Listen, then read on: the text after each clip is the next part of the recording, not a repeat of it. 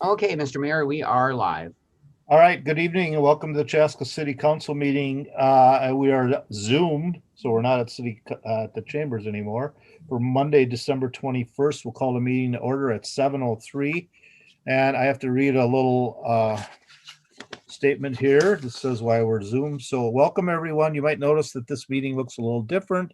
Due to COVID-19 pandemic, we are holding our meeting via video teleconference because the City Council has declared a local emergency for the COVID-19 pandemic. State statute allows us to hold our meetings remotely. Even though we aren't meeting in person, we want to make sure that you can participate. If you have joined the Zoom meeting, you will notice that you are muted.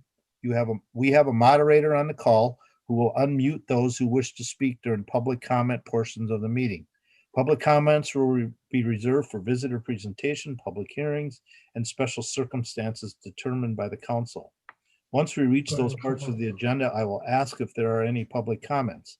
If you wish to speak and have joined the meeting by computer or tablet, please click on participants on the bottom of your screen and then select raise your hand icon. If you wish to speak and have joined the meeting by phone, press *9 to raise your hand. Once your hand is raised, the moderator will announce your name or phone number and unmute your line. Please remember that public comment is provided at the discretion of the council and is meant to provide productive discourse on topics related to the city of Chaska. Speakers will refrain from comment or behavior that is deemed disorderly, derogatory, obscene, indecent, or off topic. Any person engaging in such speech or action may be muted or removed from the meeting. If you are watching online or on Comcast Channel 15, please be aware of the following. Our council members, city staff, and presenters are participating in the meeting remotely. There is a delay between the live meeting and the online and cable broadcast. All council actions will be taken by a roll call vote. Thank you very much. All right, with that, will you please stand and join me in the Pledge of Allegiance. Thank you. All right, I pledge allegiance to the flag of the United States of America and to the republic for which it stands, one nation, under God, indivisible, with liberty and justice for all. Thank you. Thank you. Next, Nate, will you call roll, please? Yes, Councilmember Hatfield. Here.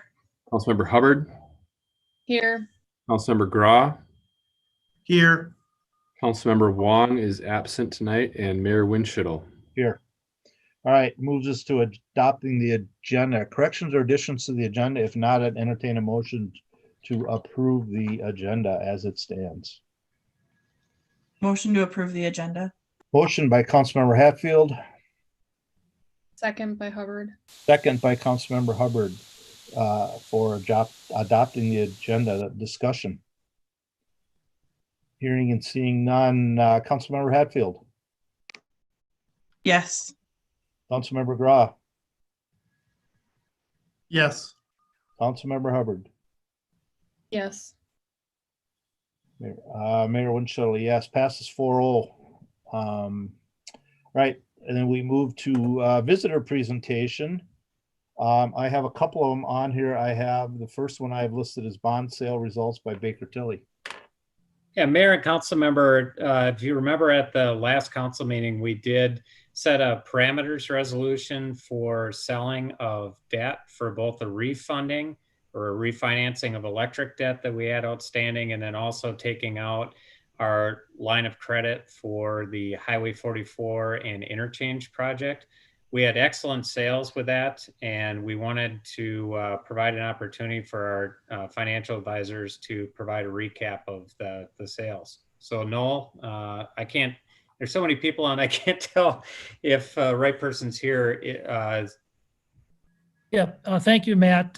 Tonight from Baker Tilley with us is Anton Voinov. Anton has been our municipal advisor, and he has been working with the city on both the process of structuring these series of bonds, as well as helping us through the rating process and then the actual sales themselves. So I'm going to turn the presentation over to Anton. Thank you, Noel. Thank you, Matt. Good evening, everyone.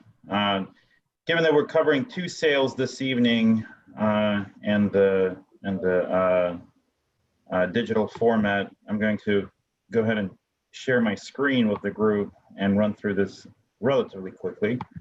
As Matt and Noel had mentioned, the purpose is to just quickly review the two sales the city had in the past 2 weeks. I wanted to start with a quick market overview and then talk about each of the sales. There were the electric utility refunding and the general obligation new money sale related to the highway and streets projects.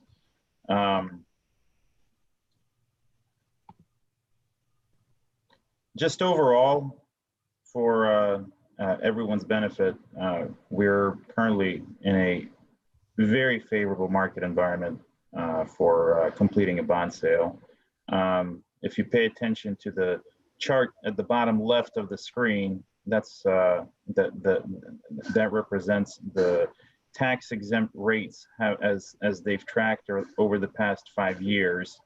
The black line represents general obligation rates, the green line an average of revenue rates. So the electric utility would have tracked the green line, the general obligation sale would have tracked the black line, and as you can see, over the course of the past several years, but notably in the past couple of months, rates have continued to decline. Top right chart shows the average rate over the past 30 years or so. The black squares represent the average over the time period. The green squares represent where we are today. And so as you can see, if we're not at record low rates, we're pretty darn close. That translated into two very good sale results for the city. So council members and Mr. Mayor, I'd like to congratulate you twice for two very successful results. The first one is summarized here on this page for the electric utility refunding that was sold 2 weeks ago. The city received 4 bids. The low bid was 79 basis points, 0.79%. This is on an 11-year financing. That's the lowest interest rate I've seen on any city financing for any credit ever. And given that it was a refunding, it certainly translated into even better results than we had expected, saving the city approximately $267,000 or 10% of refunded debt service on the electric utility Series 2011 D bonds. One thing to note, this is the first time we had sold the electric utility revenue bonds with a rating from S&P. Previously, they were rated by Moody's. So this was the first time with S&P, and they came back with a solid single A stable outlook rating, highlighting the utility's strong service area, strong operational management assessment, and adequate market position. They felt their rates were slightly higher than average across the state, even though we feel that we can talk them down off of that number next time around. And they rate a very strong industry risk level relative to other industries and sectors. Overall, they gave the utility a stable outlook, feeling that despite the rates where they are today, they especially like the city's rate setting abilities. That proved to be a defining credit strength here. Moving on to the general obligation sale. Again, 4 bids were received by the city. The low bid was a 1.285%. This is on a 20-year transaction. Again, I believe one of the lowest, if not the lowest rates ever received by the city on a general obligation offering. This was about $5 million that was financing the city portion of the Highway 212 and the CSH 44 construction improvements. The result was about 35 basis points lower than we had anticipated. Important to note here on the rating agency portion, the rating was affirmed by S&P at a AA. They maintained the negative outlook, and we've presented this to council a couple of times over the course of this year. The language in the report did not change significantly, except for the one part, and it's noted at the bottom of the slide here. From previous reports from S&P, they were sure to cite in several places in the report the city, they've taken notice that the city has taken steps to rebuild the general fund balance through a new annual levy of $100,000 a year and a $200,000 increase in transfers from the sewer and electric funds, and something this is S&P referred to, and I quote, as a prudent move in our view, in their view, given the current fund balance. I just So- wanted to make sure to point out that people are watching. Now, it is important to point out though that our rating agency has immediately noticed the action that we took. I think it's important to recognize that. That's exactly right. So that's the conclusion of my prepared remarks. Again, two very strong results for the city, and definitely a reflection of strong management and the steps that have been taken this year, as well as over the course of a number of years. So congratulations to everyone, but I'm also happy to address any questions that folks may have.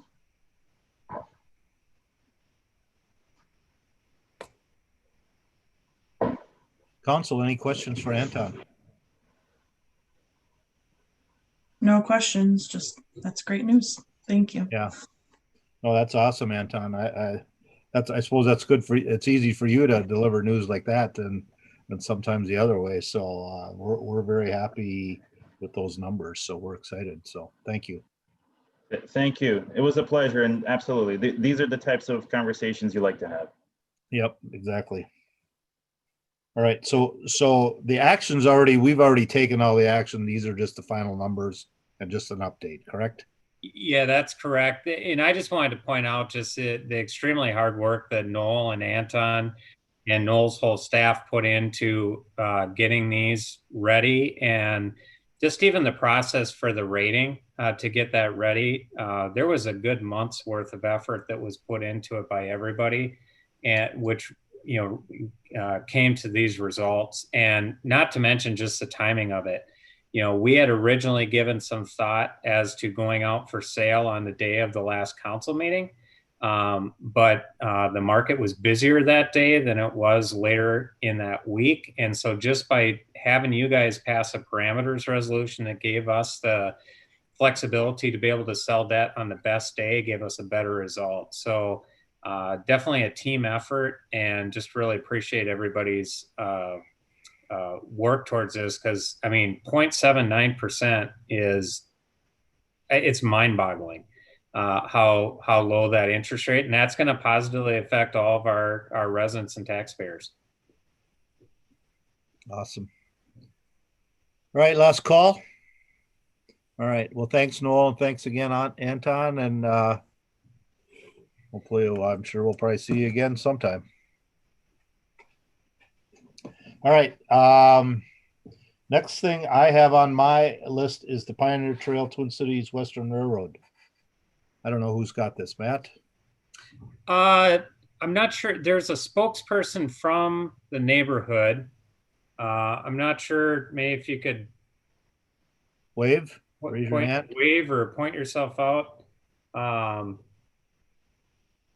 No.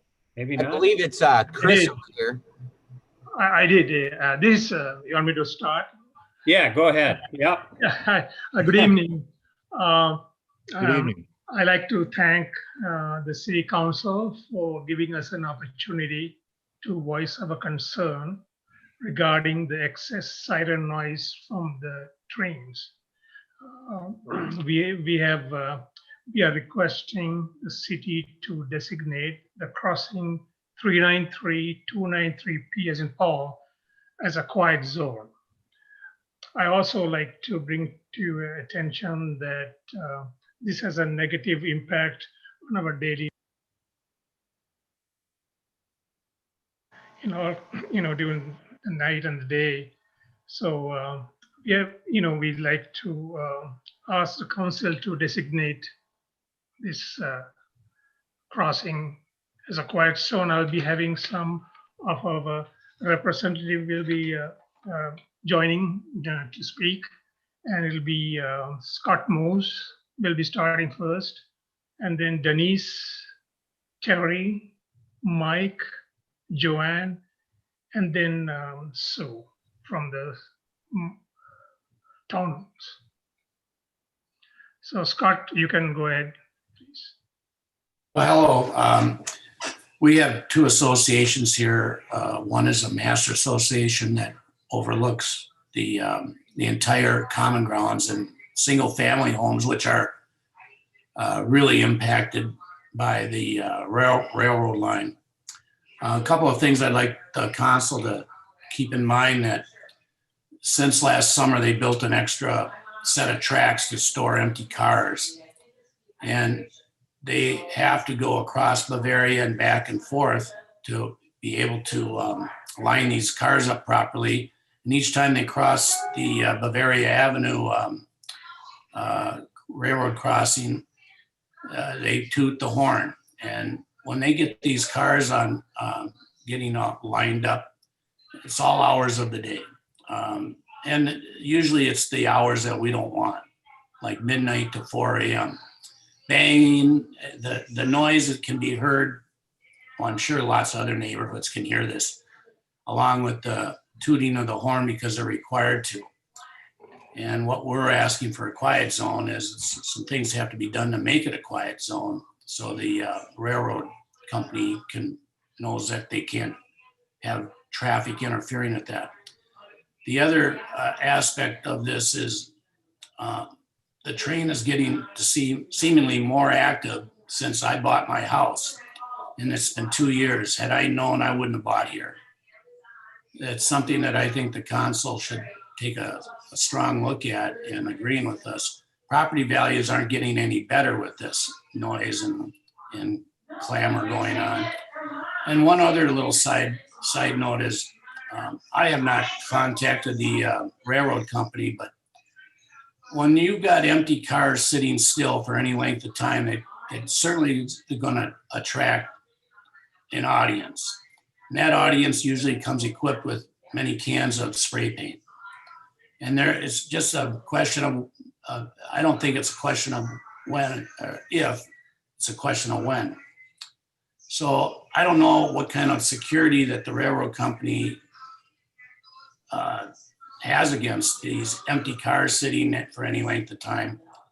But it certainly has been a troublesome time, especially on the Sunday morning, Saturday morning, 4:30 in the morning, honk, honk, honk, for a nice long blast or whatever they're required to do.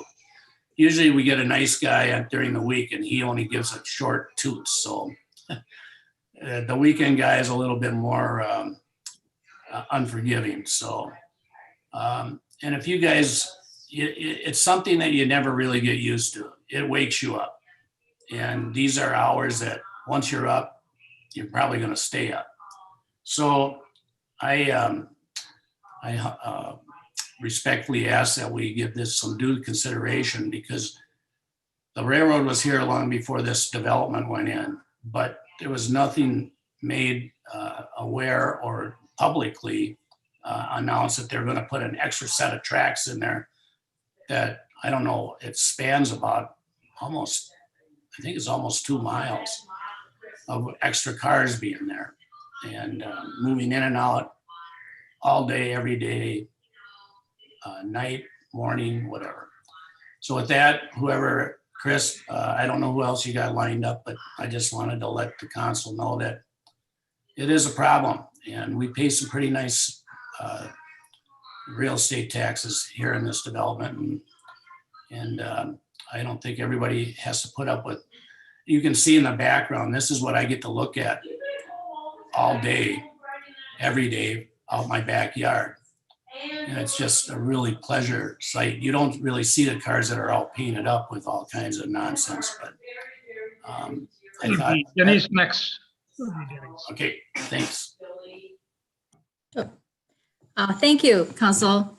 Yeah, I just want to reiterate that we knew we were moving into next to a train track, and we had asked about it and said it was maybe once or twice a day. And really, we've seen a change also at nighttime. There's maybe 2 or 3 trains that come through at night. So along with all the issues Scott brought up, there was one time that the train has been left to idle now with the new waiting track for 24 hours. And I realize we really don't have control over that, but if we can do something to at least make the nights quieter, that would be greatly appreciated.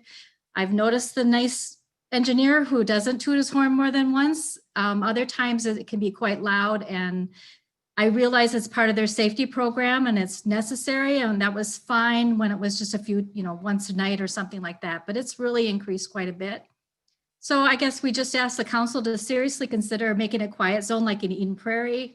They've done that in several areas, and it would kind of offset the daytime inconvenience and noise that's been going on too. If we could just have it that way, we'd really appreciate it. Thank you. Tilley will be next.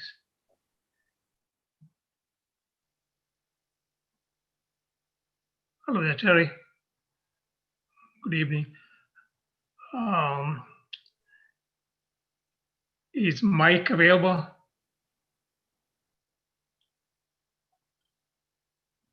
Hands up. Okay. Okay, it looks like I'm live now. It's under Gay's iPad, so it doesn't say Terry. Thank you to both Scott and Denise for what you said. And really, our main goal here is to get a quiet zone. And I understand this is an expense, but we've done some research, and there are quite manageable methods that can be put into place with low maintenance, so there's not a lot of upkeep and low initial cost. A barrier just to keep people from driving around the drop-down gates is all that would be required. Everything else seems to be in place, so it wouldn't require very much modification to make this a quiet zone. Thanks. Thank you. It'll be Mike who's next. Mike or Joanne?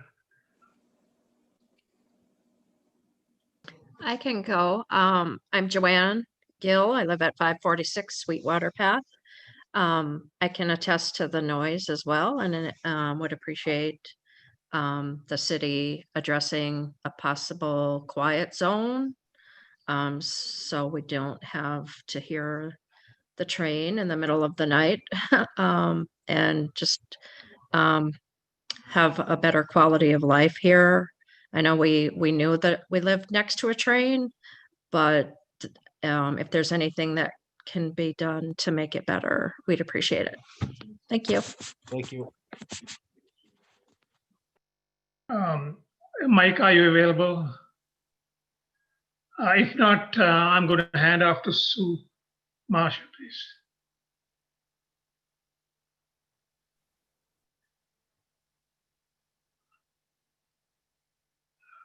Were you looking for Mike Gearman? Yeah. Yeah, he's on here. I think you're just on mute, Mike. There you go. Yeah, I'm here. Is that better? Yep. Yeah, thanks for the time, Council. We do have a US dot crossing inventory form on here that we received from the railroad, and there's a lot of outdated information on here. Daily total day through trains 1 from 6 a.m. to 6 p.m. Total night through trains 1 from 6 p.m. to 6 a.m. That's just, when we first moved in, it's more than tripled that. And like Scott brought up, now we have stored cars out here, and it sounds like a thunderstorm out here for half the day when they're moving cars, not only blowing the horn, but the cars that are connected and disconnected and what have you. So as Terry mentioned, we did do some research, and there are some less costly alternatives to complete that intersection where the arms come down that would be cost effective to be able to have a quiet zone without much more expense.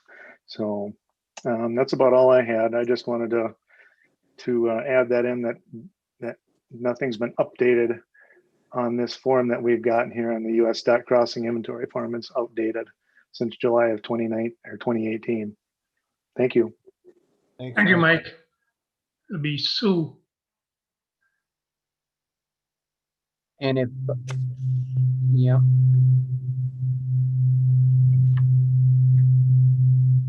So we'll be representing the townhomes, and I think she's on. yes, so you are unmuted. Thank you. Again, council, thank you for allowing us to present our issues. And I think so much has already been stated. I'll probably keep it pretty brief, but in addition to what's already been stated, to me, some of the other than the train noise, the horn, the sidetrack that was added this summer and fall does result in trains being parked, but not just parked there. We've had situations where they'll be sitting there idling for, from 8 p.m. until 10 p.m. when enough people called the railroad to shut it down. And then they would start up again in the morning. This was last weekend, I believe. And they ran idle for about 4 hours. And it was loud and kind of jarring. So in addition to that, again, the visual impact of having those trains, it does look like a train yard with graffiti painted all over the trains. And in addition, I have concerns about the safety of having basically a train yard so close to our neighborhood. We have seen oil tankers out there, for example. I'm not sure that could potentially impose a risk on this community. So in addition, impact on our property values. So again, I thank you for including us. We do have, I believe, a few people from the townhouses have joined the call. If you'll please raise your hand. Vaughn, I think I saw your name, Karen, and we'll see who else can provide some input. Yeah, we have Vaughn and Jenny. Oh, great. Okay, Chris, who do you got next? It looks like Vaughn just unmuted. May, if you want to go. Yeah, I'll go. Well, I mean, you've heard a lot of it. Again, thank you, council, for listening to us. But yeah, when we moved in, we were expecting the 1 or 2 trains a day, not the 6 bus trains a day. We also moved into an area that had a train track, not a train yard. I don't know how that was approved to put in a additional track, but that additional track, out my front, my view, I mean, we paid extra for this particular lot because we had a view. We no longer have a view. We have train cars parked out there.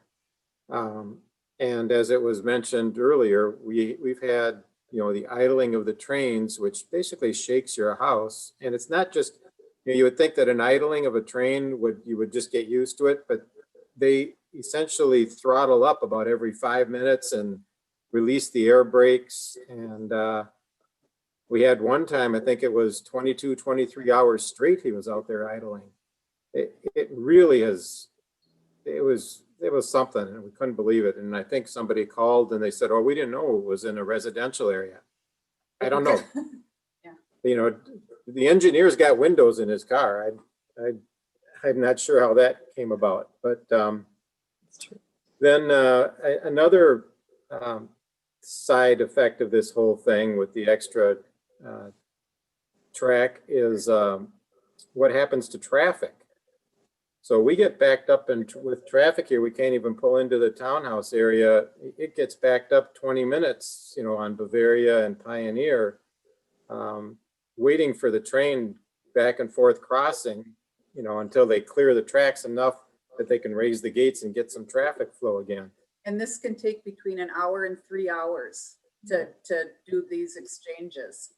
It's not just toot, it's an hour to 3 hours of grinding and back and forth and down with the arm and people waiting 20 minutes up with the arm, people, and then down with the arm, people waiting another 20 minutes, traffic all, you can't get in or out of the neighborhood. I mean. And of course the whistle blowing, but yeah. So it really has impacted us a lot in terms of view and noise. And so yeah, anything that you could do, especially for the noise, that would be appreciated. Thank you very much. Thank you. Thank you. Who's next, Chris? Us? Hey. We'll go. This is Jenny and Eric. I'll let Eric do most of the talking, but we actually live the closest to this intersection. We're the last townhouse unit in the complex. Yeah, so thank you for having us on tonight, City Council, and meeting with us. I'd just like to reiterate everything that everybody else has said so far. Absolutely true. Spray paint, if you go walk in the pass, you're going to see a little bit more of it, especially on the road up there with the barriers and the old bridge that you can cross. It's getting decorated up at this point in time, as well as some of the cars, because I go on walks out there quite a bit. That was a big thing with that train idling for hours. We actually had to remove things from our walls because they were rattling and falling down from the train sitting out there, revving up, air braking, going down. And, despite that, it kept us awake basically all night, which was pretty not pleasant anyways. To go a little further with some of the traffic problems we are on the end and we are right by the barriers. We face the traffic. We have had people drive down into the yard to get turned around and to get out. They drive through the barriers as well, which is unsafe. They do drive through the barriers, and the noise is absolutely absurd on this side. We also took this unit down here for the view outside, as it's the last one facing straight across. And now we no longer have trees and wetlands. We have train cars. Sometimes they're getting decorated at night. So anything you guys can do to help the traffic flow, maybe not leaving park there. Definitely not be doing this middle of the night train hookups and things like that would be greatly appreciated. I think of concern with everybody here, including ourselves, is when we moved in, Pulte Homes told us there's one train a day that comes through here.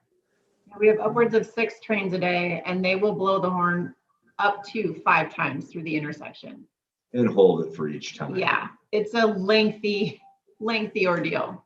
It's about 100. That's just our input. We're looking for a little bit of relief from City Council to help them go. I am the person that talked to the train company itself, which they told us they weren't aware they were in a residential district parking here. They told us that they were pushed out of Eden Prairie because of the light rail. So they had to move their storage spot. And this is where whomever the powers may be told them they had to build the second track and turn it into a train yard. So I'm not sure who that would be, exactly what government agency, but that is what the individual I was speaking with, who was a very nice guy, by the way, on the telephone from TCW. Well, thanks for your time, and thanks, Taylor, for seeing your photos. Thank you. All right, Chris, who you got next? So is anybody else? Yeah. In your group? I have one other comment. Go ahead. This is a predominantly an agricultural train. And a couple of things that worry me a little bit about the train yard storage is if it's in this late winter, early spring, the chances are they're going to be carrying anhydrous ammonia. And if for whatever reason they get a screw up or something and one of those tanker cars go over, you won't have a neighborhood here anymore, especially if the wind's coming from the north. So again, I don't know what the ins and outs of the rules are for that, but something to be aware of. Thanks. Okay, everyone good there now, Chris? Yes. And again, I like to thank the council for, just listening to us. I would like to find out, if you can come up with an action plan and Excuse me, timeline. you have 2 more hands raised. Okay, sorry. All right, these will be the last 2. We try to keep visitor presentation in a 15-minute, but I certainly want to hear comments, and I think that we pretty much got the message, but we'll listen to the last 2. Okay, it looks like Kathy's been waiting the longest. Can you hear me? Yep. I just wanted to point out that I'm a residential home near the railroad tracks, and I'm a licensed daycare provider through Carver County. And Tristan, my licensor, had said when I'm outside playing that when we see the train go by, we have to come in the house. And so if the train is idling or constantly going by, we don't hardly play in the backyard because of the train tracks and the regulation. That's about all I have to say. Okay, thank you. And who else we got? Ronnie. Yeah, hi. Hi, thanks for considering this in the meetings. So our concern is that I have a kindergarten daughter, so she gets up in the middle of the night, and her sleep gets disturbed, and we feel like it's see, I think right now we can right hear now we that. can hear the- So that's it. That explains everything. So especially in the especially in the middle of the night, she gets up and her sleep gets disturbed, and it's impacting her studies in the next day early in the morning 8 a.m. So I think it would be of great help to us, especially those families with Especially with kids. Yeah, it's very disturbing. And all the rattling of the house and Perfect timing. Yeah, great timing. So This one's that gonna pretty be a much stopper. explains everything we have had. So thank you for considering this. Okay. And thank you. All right. Well, thank you, and thank you all for coming. We have actually, I was contacted quite some time ago by a resident in Tuscany Hills, and actually we asked him to monitor what was happening because we did contact TCNW about that. And I want to clarify something that somebody asked, who approved that. The city of Chaska does not approve that. The railroad pretty much does their interstate commerce. They pretty much have the reins to do. As far as us telling them to that they're not allowed to leave these cars here, we have no really say in that. All we can do hopefully is work with them. They built that siding rail, the cars are going to be there. That's the unfortunate part. But we talked to them about the hours of operation when they're moving cars around. The last time that we talked to them, they told them that the cars are supposed to come and sorted in a certain way because they go to different places. And I actually got caught in one of those traffic delays, and I sat there for about 45 minutes. So I understand what you're talking about, and I know what you're talking about. So we did have that conversation with the railroad, and I'm going to bring Matt, our city administrator, on here shortly to see if where we're at with that. I was kind of maybe hoping somebody from TCNW would be on tonight, but I don't know if they were invited to be here. But so we have been, kind of aware of that. And he told us that they were going to work on that, that they can fine the companies if they don't put them in the right order. And they were going to raise those fees so that they put them in the right order so that when they want to grab the cars, they grab the ones they need and they go, and they're not having to do that shuffle and wait and move back and forth and go back and forth. Now, apparently that hasn't been the case as of late. But just know that dealing with the railroad is not a real easy operation to deal with. I won't even tell you my stories with them, but but the other side of this is that Pioneer Trail is a county road, Matt. Now, how does that work for us, being that that's a county road? That's really not our responsibility of a road, or does that become ours?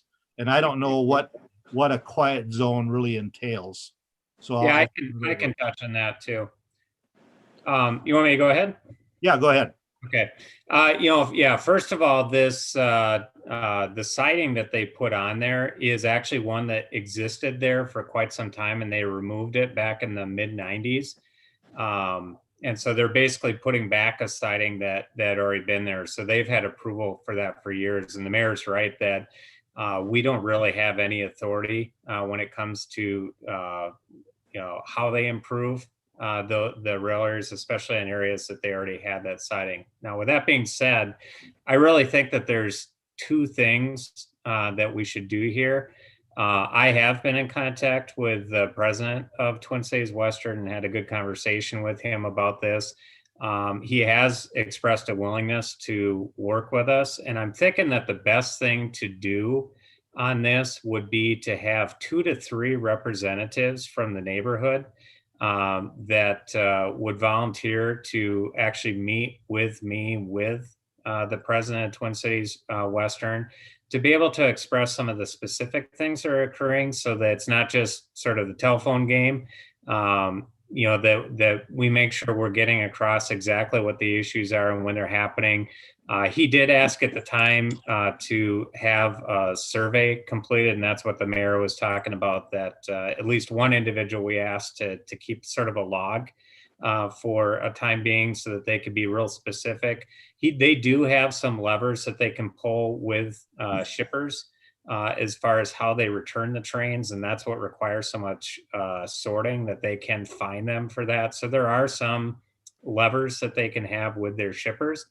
The other thing I'll mention, and we can take a look at it, is we do have some experience with quiet zones and silent crossings. We actually have one over at the intersection of Clover Ridge Drive and the Twin Cities Western rail line that was put in back in probably about 2004. It was put in. They're not the cheapest things to put in. If I remember right, that was about $750,000 for us to install that at the time.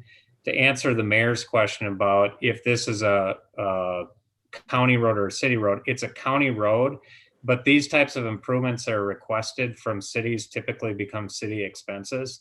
But I think what would be helpful is for our engineering firm to do an estimate on what it would take to actually put a quiet zone, so at least people can have a sense of what that cost is when we're looking at it. But at the same time, like I said, get 2 to 3 representatives from the neighborhood that could partner with me, get a Zoom call set up probably for like first week in January, and be able to have a conversation with Mark Wagner from Twin Cities Western. So I saw Jenny raise her hand.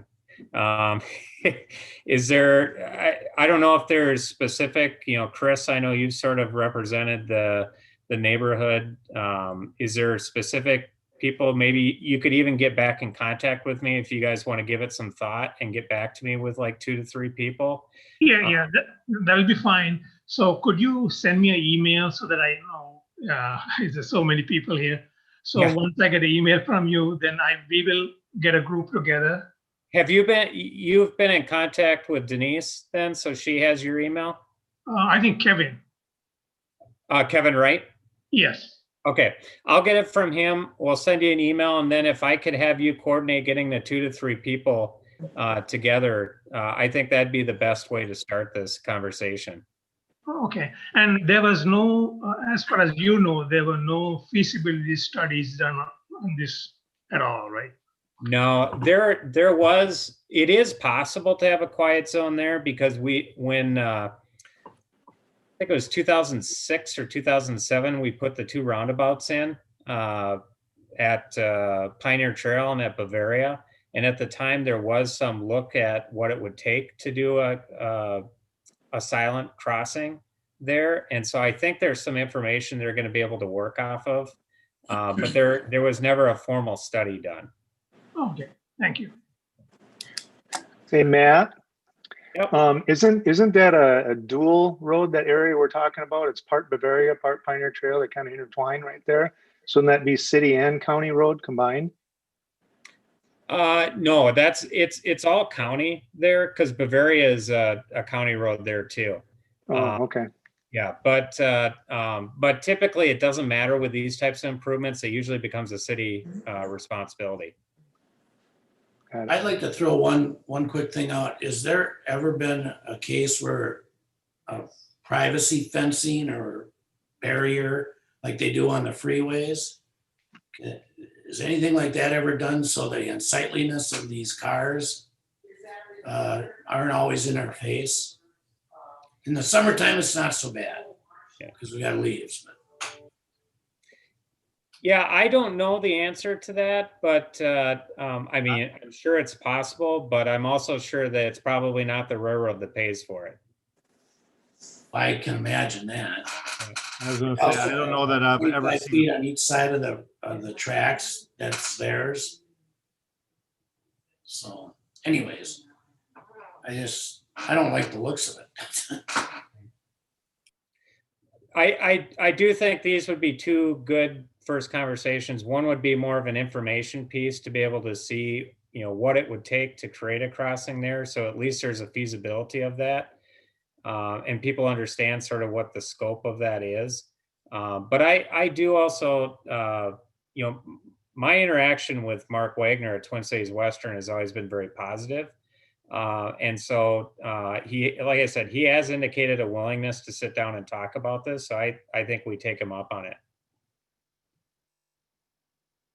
So Chris, I will email you and get from you the people you want involved, and then we'll coordinate getting a meeting set up.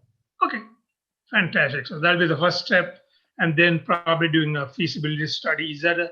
Yeah, we'll do that. We'll actually work with our city engineer. Will work to start that himself. Thank you. Okay. Thanks, Matt. All right. Thank you, everyone. Thanks for being here, and Thank you. have a great holiday. You too. Thank Bye-bye. you. Thank you. Thanks, Mayor. You bet. All right, Mike, is there anyone else here for visitor presentation? No, that I can't see anyone. Okay, I'm gonna ask one last call. Is there anyone that's on here for visitor presentation other than the Twin City, the railroad crossing? I don't have a visitor presentation, Mark, but I think I'm on the agenda. This is Jeff Sweefel to talk about a parcel. Oh, yep, you're on an agenda item. Okay, sounds good. Okay, yep. Thank This you. is just visitor presentation, something we don't vote on. Just gives like issues like this that you just listen to, gives people that opportunity. Sounds great, Mark. Thank you. Reach the council. So, all right. With that, then I'm going to go ahead and move off that. We'll move on to item number 6, approving previous meeting minutes. And again, this is for 2 council meetings, November 30th and December 7th. And again, I'll pose out there. If there are no corrections or additions, I would entertain a motion to approve. Motion to approve by Councilmember Grau. Motion by Councilmember Grau, Second by Hatfield. second by Councilmember Hatfield. Discussion. Hearing none. Councilmember Grau, Yes. Councilmember Hubbard, Yes. Councilmember Hatfield, Yes. Mayor Winchell, yes, passes 4-0. All right, moves us to item number 7, which is consent, and we have a handful of them, or more than a handful, a lot of them tonight, more than usual. Again, for people that aren't sure, consent agenda items are items that we need to approve, but we don't necessarily need to have a conversation about, but any and all are open if anyone has any questions from council. So with that, I'll open it up to say, does anyone have any comments on the consent agenda? If not, I would entertain a motion to approve consent.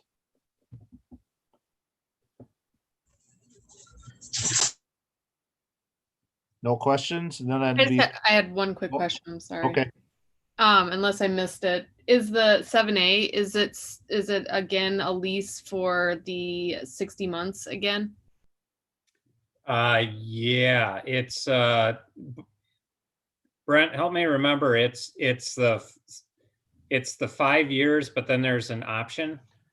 Yeah, so it's the same verbiage from the previous contract. It's 5 years with a 5-year option. We did the original 5 years and then we just started a new contractor. That was the hope. Yeah, by the way, this is Brent Grover. If you've never met Brent, he's the owner. He is Redbeard of Redbeard LLC. I wonder why.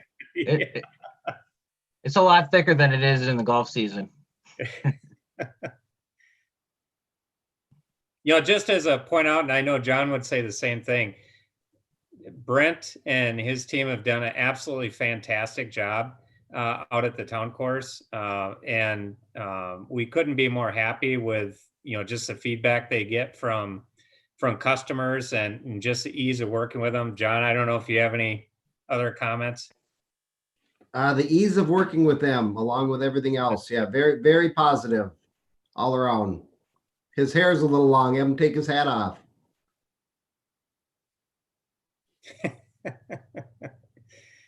No, we're very happy. It's been a good relationship, and we would be happy if we could move forward.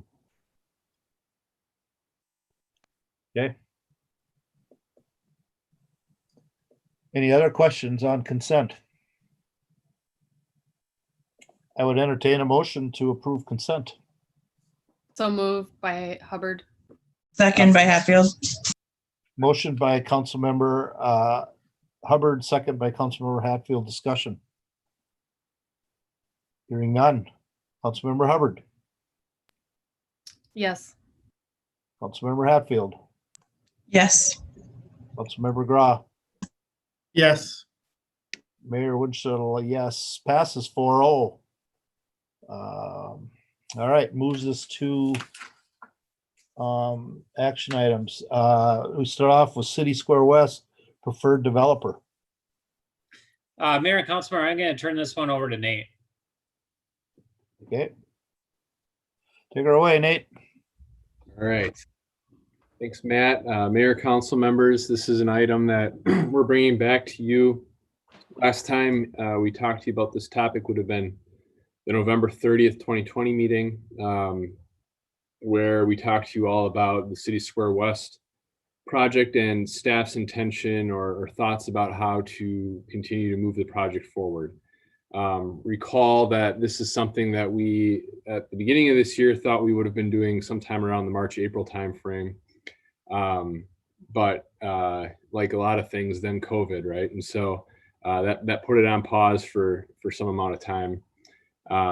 But we did, running into March and February, have some developers respond to an RFQ. We had 3 respond at that time. I reminded you last in November, and we did maintain communications with them after the pause.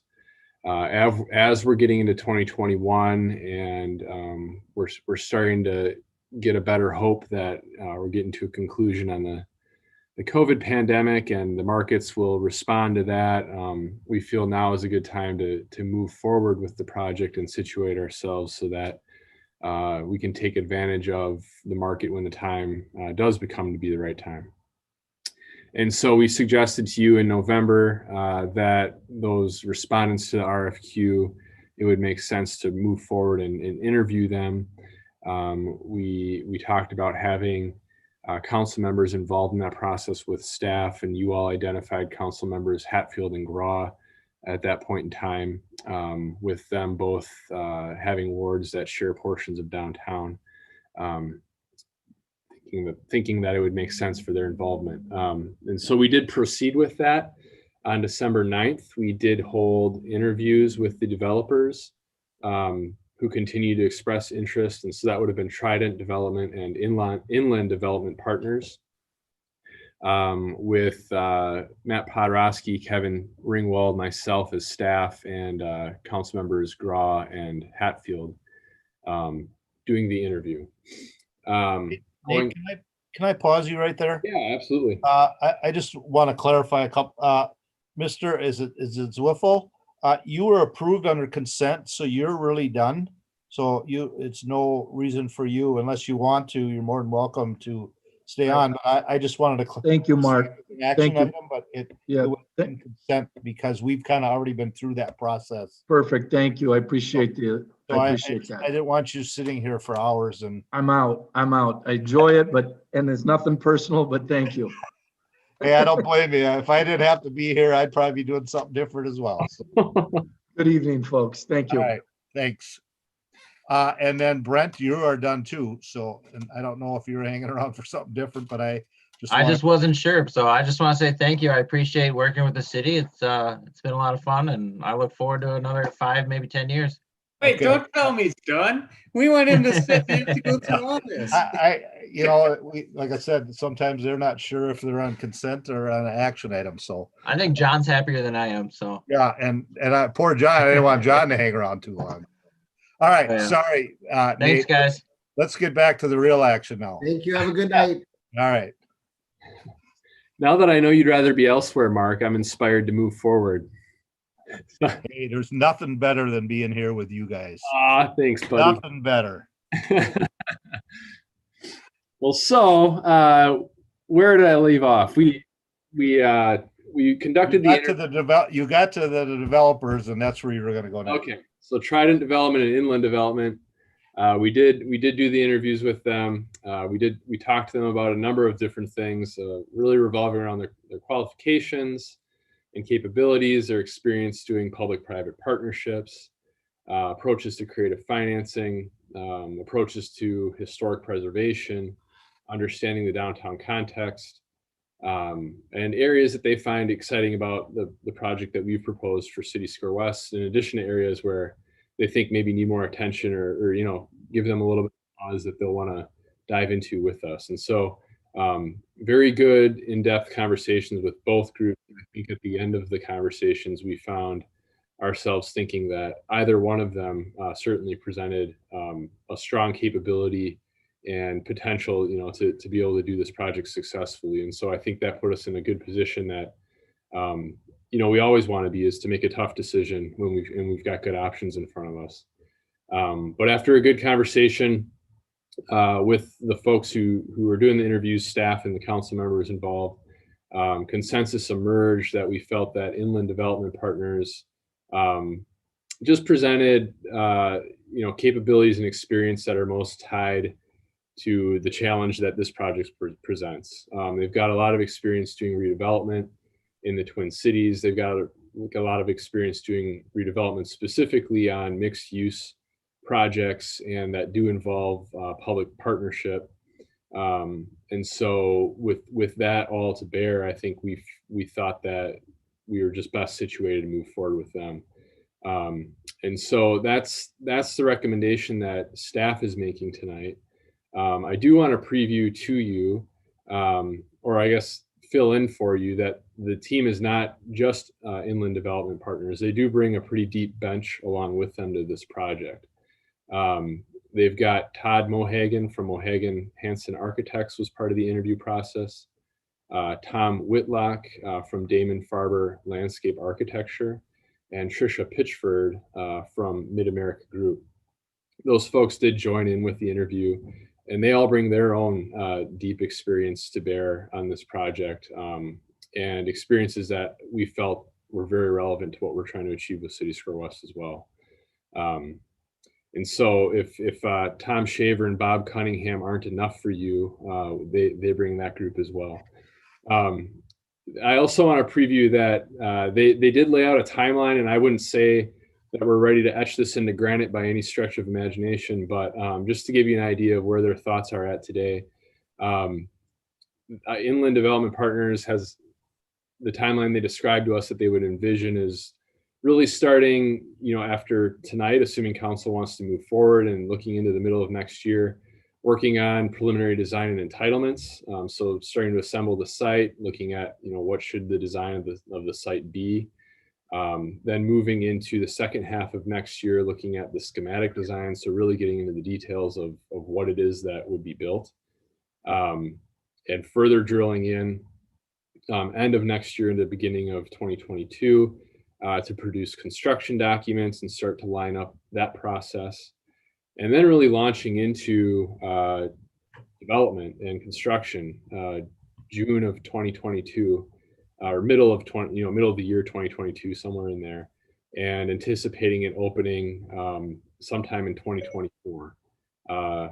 Maybe they put down April, but I feel like we're pretty far off from even drilling into that level of detail. But so to give you just a general timeline as to what their thought process is at this point, that's what IDP would be aiming towards. So again, to reiterate, after the interview and discussion with the interview panel, we're here tonight to recommend Inland Development Partners, and that staff would ask council to authorize us to move forward with them in beginning a feasibility analysis of the City Square West redevelopment and of the concept for it, and then leading towards a preliminary development agreement. And that would be the next step that you would see coming in front of you, would be the results of that preliminary analysis or the feasibility analysis, and then bringing forward a preliminary development agreement for you to consider once we're through that process.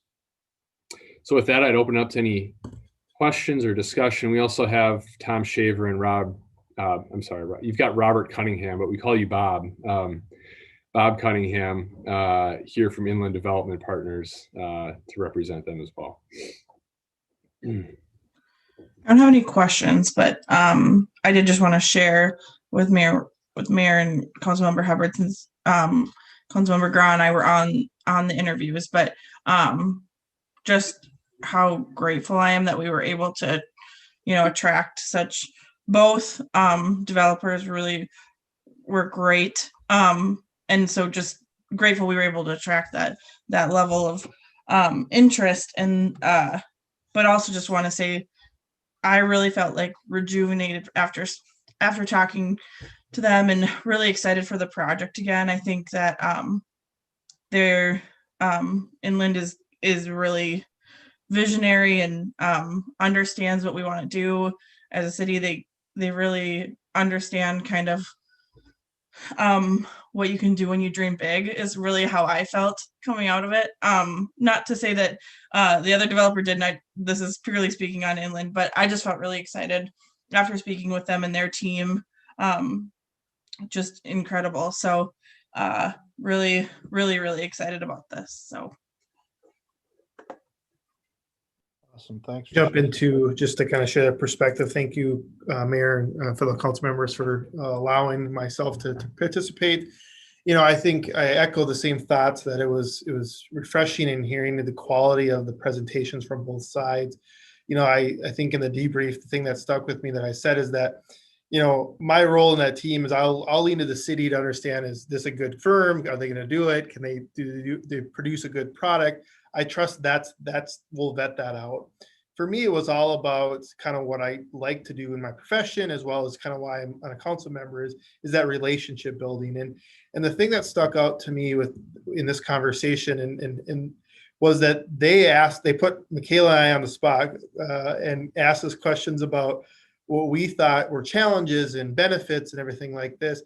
And it wasn't just a, like, pander to the audience a little bit, make me feel important. They used it in the presentation later. They tied it back to me. They talked to our concerns or our questions, which shows that they were listening, and it wasn't just a question just to pander and make me feel important. And two, it really just showed that I trust that they're going to build that relationship, because again, you both were very capable, and I'm sure the other company.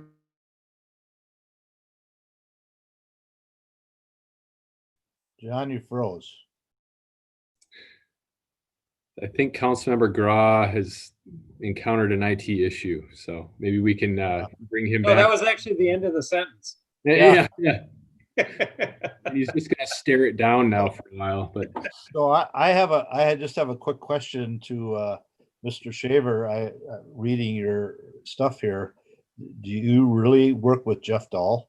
If you do, you're excused. I appreciate that, but that's my cross to bear. I do. I appreciate that. We've enjoyed Mr. Dahl as our city manager, and I chair our HRA, and I have for about over a dozen years, and so it's a joy to work with them. Our communities are very similar to one another, and like-minded relative to the community around it. But I appreciate your comment, Mr. Mayor. I didn't know if it was passed, so I had because I was just going to excuse you right out of it. I don't anymore. I know. But, oh well. Better get used to it. That's the way it's going to be around here. No, that's good. No one's safe. No one's safe. Well, it's exciting. Go ahead, Matt. I was just going to say a couple of things, just, to help understand that Tom and Bob, really understand the Chaska market too. Bob did the Walgreens redevelopment back in 1998 in Chaska, which was really sort of the first redevelopment project that we really did as part of our Brickyards redevelopment over there. So he was in the ground level, and then Tom was involved for quite a while with Kleinbank, being on their board and really getting to understand sort of the nuances sort of locally here. So I think the thing, besides them having really good experience in other projects and, bringing with them a wealth of knowledge, I also think it's great that they really understand Chaska too. And I saw Back, you did. by the way, I'm not sure what happened, but I don't It know was where it got- perfect. We figured you were done. It was perfect. It was a mic drop, I guess. I just all of a sudden lost internet and was disappeared. I was like, oh, okay. So sorry about that. Oh, we figured as much. So I see you guys worked on Excelsior and Grand. That I worked in St. Louis Park Fire for a lot of years through that whole process, and I probably ran into you guys somewhere along the line at some point, but never put it together. So I know that that's been a very successful project. And, looking at your list of projects really says a lot apparently about your firm, that you've done those successful projects. So this will be exciting. And like I said, this is, we've talked about it for a long time. We've done some big projects, but I don't know that anything's going to top this as far as taking a whole block away and starting over and really, really shaping what could be how the rest of downtown changes and becomes in the future, to be able to tie in our heritage and our old town feel, and yet make it modern enough that people are excited to come here and be part of it. So these are the things that certainly we're hoping out of that. I mean, we've spent a lot of time on it already in our visions. Now we just need the big vision people to come in and really help put those pieces and parts together, that we got a marketable project here and something that people are excited to come here for. And so they all told me you guys are the guys, so we're excited. So and Mr. Mayor and council and staff, we are as well. It's a great project, and we deem it as like Excelsior and Grand is one of those legacy projects. It changes the community. We're happy and really excited to do that on this project as well. So, appreciate the support of staff, and have gotten to know them quite a bit over the last several years. And it's your community has been you have been working on a long time, and there's been a lot of work effort, and our job now is to bring it to life. So happy to be part of the team. Great staff to work with. Looking forward to it, as well as the council. There was probably some pluses and minuses by that pause button being hit by the COVID. The jury's not on that yet, but there could be some positives that come out of that. But again, that's not the reason to hit the pause button. But I think I'm glad that we did. I mean, we were so close to really making some moves there that luckily we just maybe took a step back, and it was a good time. And I think now I think this is good as we move forward. I think the public sees that, hey, we're still making that commitment that we're going to move forward and do these things. And I think that that's important as we hopefully, because now they're talking about a new mutated virus. So I put that out there, hopefully that we're moving out of this and moving back into what will be, I don't know what the new normal is, but back to something normal again, and being able to be open and in person. So look forward to it. Awesome. All right. Anyone else have anything? Do we actually need to vote on this? Yeah. Okay. All right. If there are no more comments, questions for anyone, I would entertain that motion to approve. And I don't have names here on this thing. that we choose the City Square West preferred developer, and it is, help me with the name, guys. Inland Development. Inland Development Developers. Okay. All right. Anyone on a motion? So moved by Hatfield. Motion by Councilmember Hatfield. Second by Councilmember Grau. I was figuring you were gonna, John. You had to. Seems you sat on that. All right, I got a motion and a second. Questions, comments? All right, Councilmember Hatfield, Yes. Councilmember Grau, Yes. Councilmember Hubbard, Yes. and I'm a yes. Passes 4-0. Thanks, guys, for being here, and I'm sure we're gonna see you relatively soon again. So, all right, thanks, guys. Thank you, everybody. Thank you. All right, we move now to item 8B, which is adopt resolution 2020 -98, our 2021 budget. Mayor and Councilmember, I thought I'd just go through the hour-and-a-half presentation again. Yeah, that's only appropriate. All right. Well, I'm gonna, especially the general fund, just gonna go through real quick because we did just go through this in depth at the last meeting. I received no further comment from the public after it. If you remember, the four things that we really focused on in the general fund for establishing our tax levy this year was first of all looking at our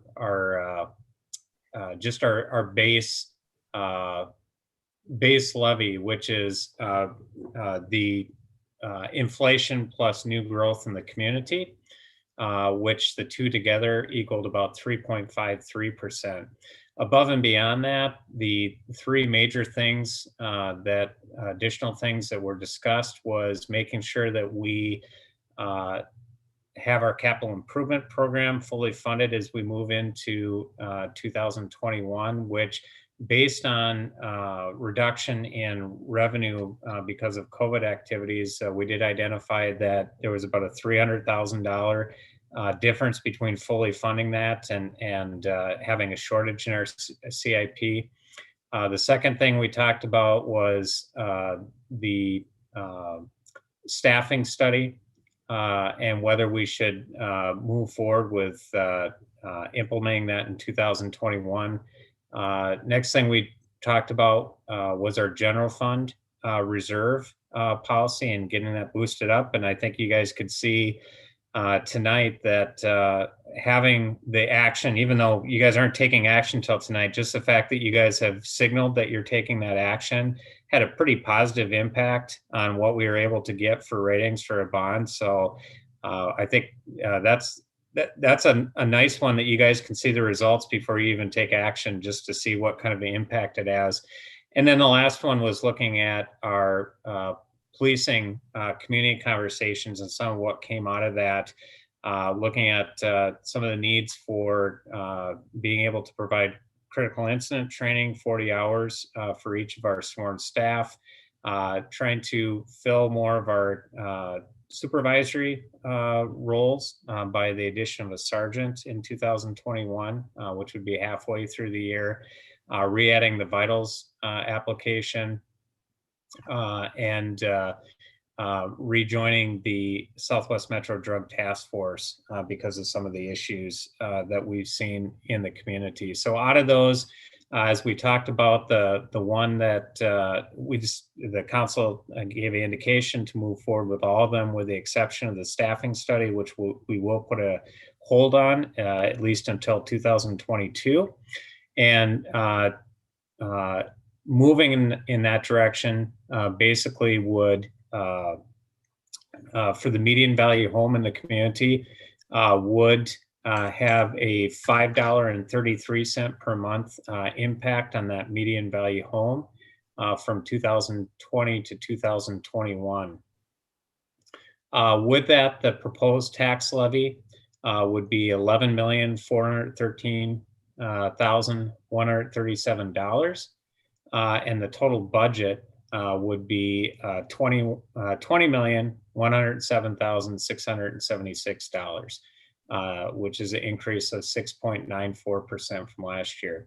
As we talked about, it would continue to put us in the top 10 lowest tax levies per capita in the Twin Cities, and that's comparing us with what we're proposing for a levy compared to every other city, assuming they had a 0% levy. So it's really looking at last year's levy. So we'd still be in a very competitive position with other cities from a tax levy perspective.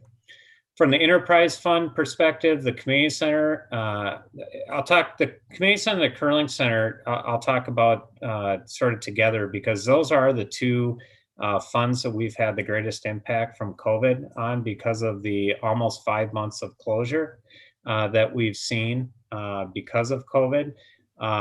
Unfortunately, with the CARES dollars that we did receive, we were not able to use that to replace lost revenue during the process. And so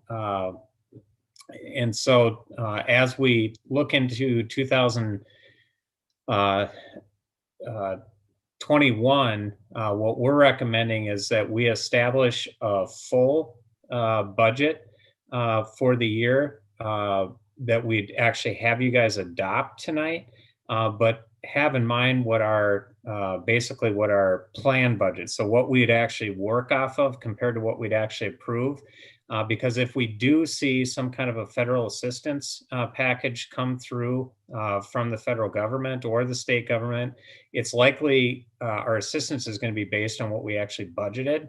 And so we want to make sure that we're budgeting what a typical year would be, but how we actually go about spending dollars and what we budget would be based on sort of what we plan to have happen. So that's sort of the approach we took with the community center and the curling center. As we did indicate during the presentations, we would not see any increase in our fees for 2021, just primarily because our main goal at this point is just to keep and get back members. As I mentioned a couple weeks ago, we have seen about a 40% reduction in membership at the community center, and our main goal for 2021 is going to be to get that, keep the membership we have, but get back the membership that has been lost. And so like I said, we're going to recommend that you approve, like for the community center, the budget would be $4,086,871. But the planned budget that we go off of is closer to $3.8 million. And some of those savings that we'll immediately see is we have reduced usage of part-time staff during this time until we get some operations back to more to normal. And we'll have full-time staff that are actually stepping into more of those day-to-day roles. As far as the town course, this year, as we did last year, had the discussion about resident versus non-resident play, and really having a big discussion about the sustainability financially of the town course going into the future, with needing to keep it a high-quality facility, but at the same time having our resident rates be about a 37% discount right now, which is as we look over time, just doesn't become sustainable. So we talked about this last year, and we did see some changes in rates last year. But between last year and this year, we did get together with some of our long-term patrons, resident patrons of the town course, to basically go over some of the issues we're seeing and talk about some of the things we're looking at as changes. And as I indicated in that conversation, basically that they understood why we needed to look at the long-term financial stability of the town course, and supported that, but also looked at, is there ways to try to still find ways to provide a bigger benefit to our residents. And so one of the things that we talked about this year was to focus more of provide more of a discount to those residents that golf on the weekdays compared to the weekends. And primarily because that's when we see our residents in leagues and those types of activities that will regularly bring them, and that weekends are just a time that we do not have any trouble selling our rounds and creating more of a premium for those weekend times. So if you look at the weekend versus weekday rates for residents, we're recommending a $1 increase for the weekdays, but a $4 increase for the weekends. So really putting more of an emphasis on trying to provide a benefit to the residents during the weekday times. The total budget that we'd see for the town course for 21 would be just about $2.3 million. And we're basing that on just over 31,000 rounds. As I mentioned to you earlier, we saw 38,500 rounds this year, which was incredible. What we typically saw in the past up until the last couple of years was about 32,000 rounds. And so, but we had two really bad weather years prior to this year. And so our hope is we can start getting back into more of a normal weather pattern. And if so, we'd actually see this fund actually perform better than what we're budgeting. So we're trying to budget on a little conservative number, looking at some of the 5-year statistics.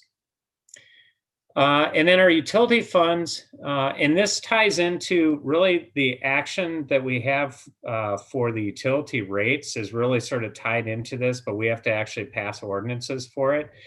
So, basically, the things I'll point out about our utilities, so our electric, water, and sewer in particular, as we talked about during a budget presentation, each of those, we did a cost of service study that really looked at where do we need to be over the next 5 years to put ourselves in a position that we're equitably collecting our rates, we're collecting for the right things, charging the right people, but also making sure that we have a fund balance at the end that's hitting a minimum threshold so that we can reinvest back into the utilities that we need to. So the overall impact of electric, water, sewer, and stormwater would be on the average residential user would be a 3.19% increase, which would be $4.79 per month. Now within that, different funds have different impacts, and some of the some of the utilities, we're looking at putting more of the cost into the fixed service charges as opposed to the variable charges, because we just haven't charged enough for fixed service charges in the past. But in some cases, we've been using our rates to subsidize that. So it's really trying to get down to not only making sure are we charging the right amount, but are we charging it to the right places? So that if we have fixed costs, they should be supported by fixed charges. If we have variable costs like rates and usage, that should be a variable expense. And so really trying to properly establish how we set our rates and what those rates are at. But at the same time, trying to make sure that we have an overall increase in our utility fees that's reasonable, but also making sure we meet those goals over time. So again, it's a 3.19% increase for overall for all of our utilities this year.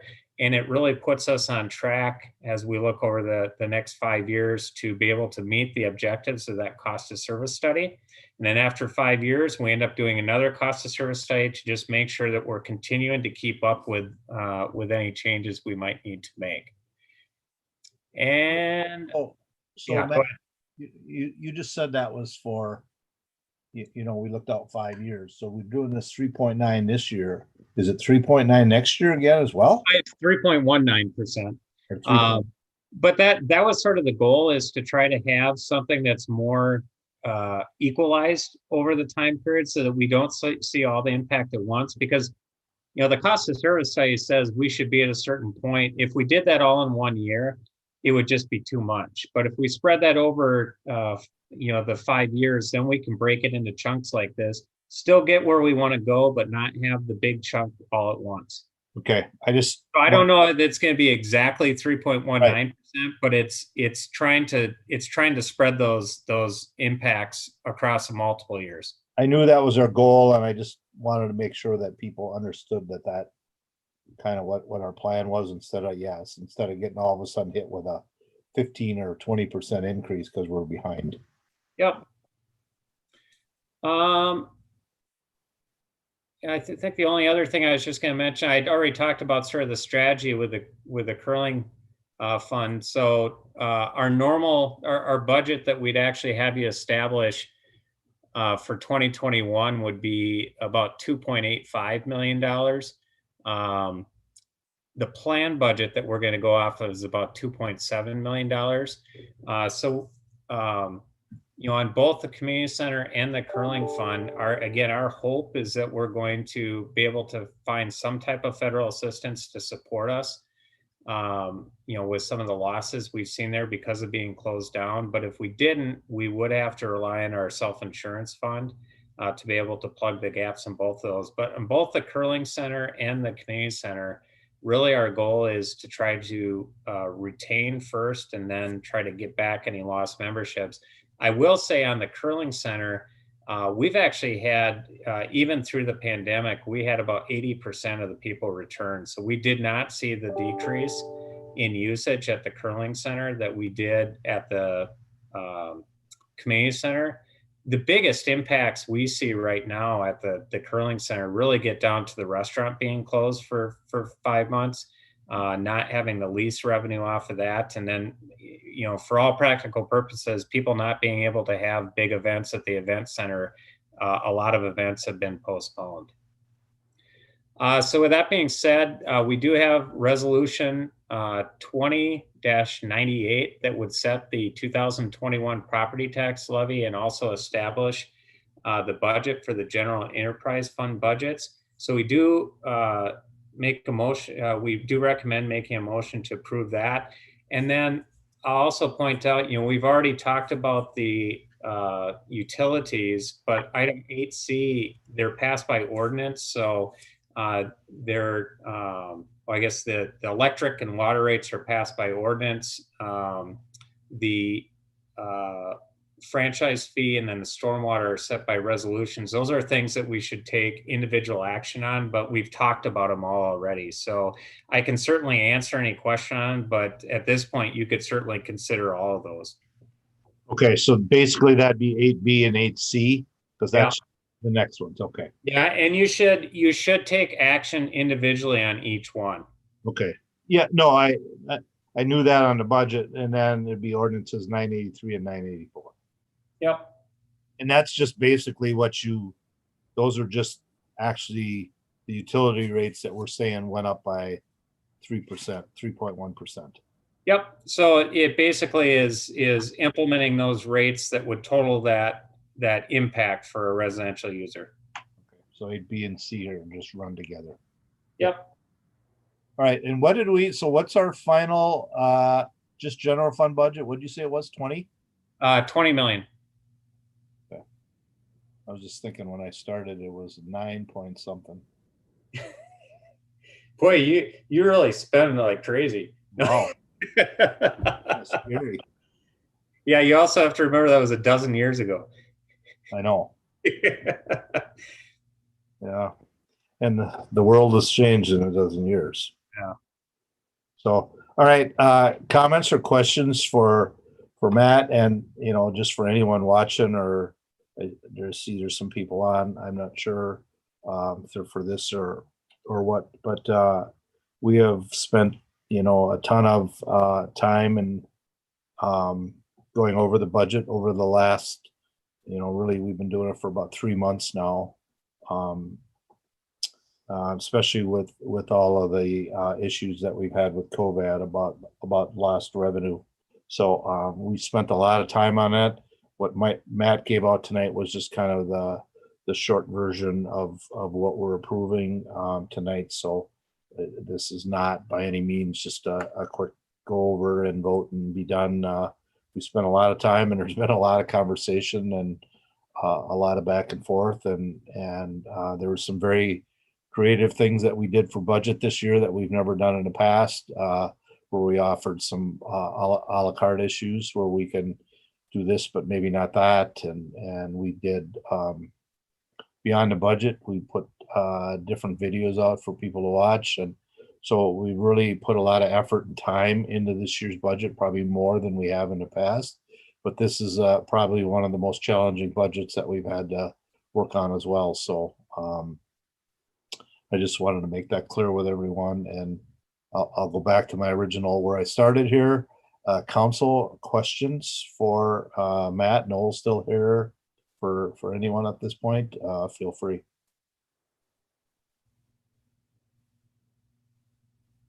Nothing?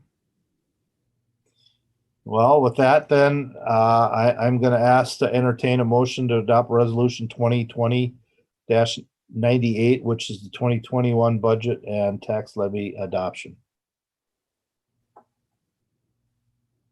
So moved. Is that- okay, so I got Councilmember Hatfield making the motion and Councilmember Hubbard seconding. Discussion. Hearing none. All right, I will go with Councilmember Grah, Yes. Councilmember Hubbard, Yes. Councilmember Hatfield. Yes. Mayor Winchell passes 4-0. Noel, thanks for you and your team for all your efforts. Like I said, I know that this has been a very challenging year to put all this stuff together, and forever changing, and CARES money coming in and different things like that. So thank you for all that you've done to make this go as smooth as we possibly could. So thank you for that. Yeah, I'd like to thank Noel, but also, Noel sort of pulled together over the last 2 years, sort of a new team of people on budget, including Matt Burt and Kelly Grinnell. And I think they've done, all three of them have done a fantastic job of, really pulling together this information. And it started back with the budget amendment that we did back in July to sort of start with a good base back then, and then be able to use it as we roll forward now. So I really appreciate everything they've done with that. I forgot about that in July. So we've really been talking about this for We've done 6 months. We've done 3 budgets in the last 12 months. Yeah. So it has. So my comments about this being one of the most challenging budgets, it's probably very, very true. So, all right. With that, again, like Matt said, these need to be done by ordinance. So I'm looking to, well, so do I adopt resolutions 2020-99 and do that separately, and then ordinances? You can do it. You can do either one. You should just do the ordinances separate. But do we still have to adopt resolutions 2020? Yep. 99 and 100, and they can Yep, be done you have to do all four of those. Okay, and do them all individually. Yep. Okay, I was looking at just the ordinances. All right, so this is adopting the different 2021 utility rates.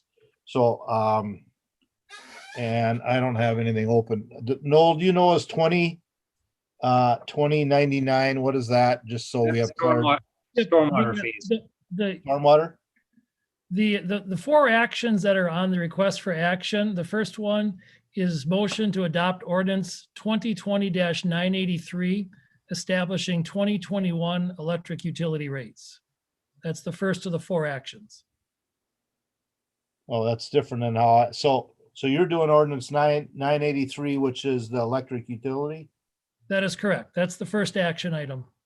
Okay, mine are different, but I'll start there. So I would entertain a motion to adopt ordinance 983, which is the electric utility fund. So moved by Councilmember Grah. So I have, I'll start with John. He started first. Motion by Councilmember Grah, second by Councilmember Hatfield. Yep. Okay, discussion. Hearing none. Councilmember Hubbard, Yes. Councilmember Hatfield, Yes. Councilmember Grah, Yes. Mayor Winchell, yes. Passes 4-0. All right, what do you have next, Noel? The second motion is motion to adopt ordinance number 2020-984, establishing 2021 water and sewer utility rates. What Noel said. So moved by Hubbard. Motion by Councilmember Hubbard, Second by Hatfield. second by Councilmember Hatfield, and that is 2020-984, which is the water and sewer rates. Discussion. Hearing none. Councilmember Hatfield, Yes. Councilmember Grau, Yes. Councilmember Hubbard, Yes. and Mayor Winchell, yes. Passes 4-0. All right, what do you got next, Noel? The third action is motion to adopt resolution number 2020-99, establishing 2021 stormwater utility rates. What Noel said. Is there a motion? So moved by Hubbard. Motion by Councilmember Hubbard, Second by Councilmember Grau. second by Councilmember Grau. Again, to do 2020-99, which is the stormwater utility fund. Discussion. Hearing none. Councilmember Grau, Yes. Councilmember Hubbard, Yes. Councilmember Hatfield, Yes. Mayor Winchell. Passes 4-0. All right, and the last one is 2020-100, and what is that? Establishing 2021 electric franchise fee rate. Okay, so, all right, what was that? Councilmember Hubbard? So moved by Hubbard. Okay, motion by Hubbard, Second by Hatfield. second by Councilmember Hatfield, and that is 2020-100, and that is the electric franchise fees. So discussion. Hearing, seeing none. Councilmember Hubbard, Yes. Councilmember Hatfield, Yes. and Councilmember Grau. Yes. Mayor Winchell. Passes 4-0. I think that takes care of all action items, correct? Yeah, the only thing I'll mention is, we do have the EDA meeting following. That's established just the EDA portion of tax levy. But what you saw for statistics as far as impact on the residents and where we stand with our tax levy per capita includes the EDA levy. So it's basically just approving that component of it, but we look at it on the impact as a whole. Right, right. Okay, so. And then one other thing I'll just mention too is that I think probably people saw yesterday, and it's probably getting approved today or tonight, is the next federal stimulus package. They did strip out the local municipality and state portion of the assistance, which was $161 billion. They put it into a separate bill. There's no way that it's going to get addressed prior to January 21st. I would highly encourage people that, that this is important, not just for our municipality, but for all municipalities. Especially you think about, every city that owns a hockey rink or every city that owns a pool. I mean, these are things that were directly impacted by closures throughout COVID. And it was the right thing to do to close them, but there was definitely an economic impact that was affected by it. So we hope that can get resurrected as we go forward, but it will not be addressed in this current stimulus. That's a bummer. All right, thank you. All right, we are going to move on to bills. Does anyone have any question on any bills? I do have some from Councilmember Wong. Okay. Let's see. So question on page 5 on payment to the county. He had a question. There was election poll pads, ballots, and also our TNT billing. So his question was, is that a pass-through item or is that actual expense? That is an actual expense. So we have to buy our ballots for election and those types of things. From the county acts as sort of the central purchasing agent, and we end up then compensating them for what our share of those are. And then the TNT billing, that's our truth and taxation notices that go out in November. So those go out to each of our property taxpayers to be able to show what our impact our tax levy, proposed tax levy would have on properties. So we pay our share of that cost to each of the property owners in town. Page 25, he had asked about wind water works, and the description on there is ultrasonic meters and wall. This is just these are a stock item that we have of meters.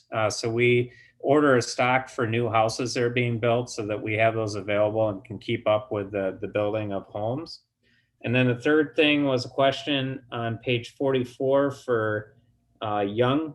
I think it's William Young Company. And it says WTP effluent meter replacement.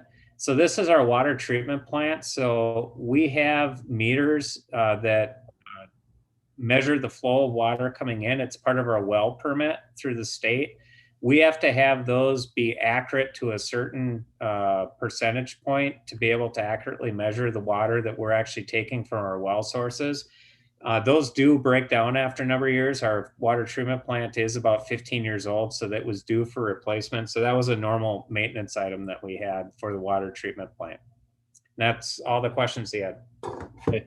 That fee that we're charged by the county, I mean, obviously every city's charged that. And that's probably all across the country. I mean, this is not a... Yeah, I mean, it's basically just making sure that the county is not paying for our ballots or not paying for our notification to our residents of our tax levy.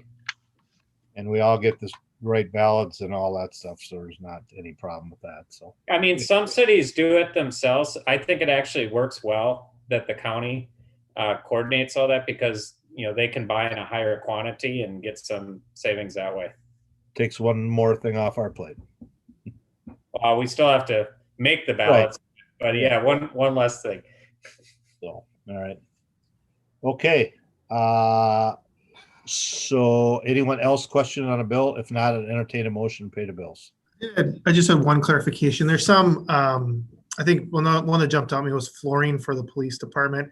I'm assuming that's some of the pass-throughs with the CARES money with some of the improvements. Yep. All right, anyone else? All right, I'd entertain a motion to pay the bills. Motion to pay the bills by Hatfield. Motion by Councilmember Hatfield.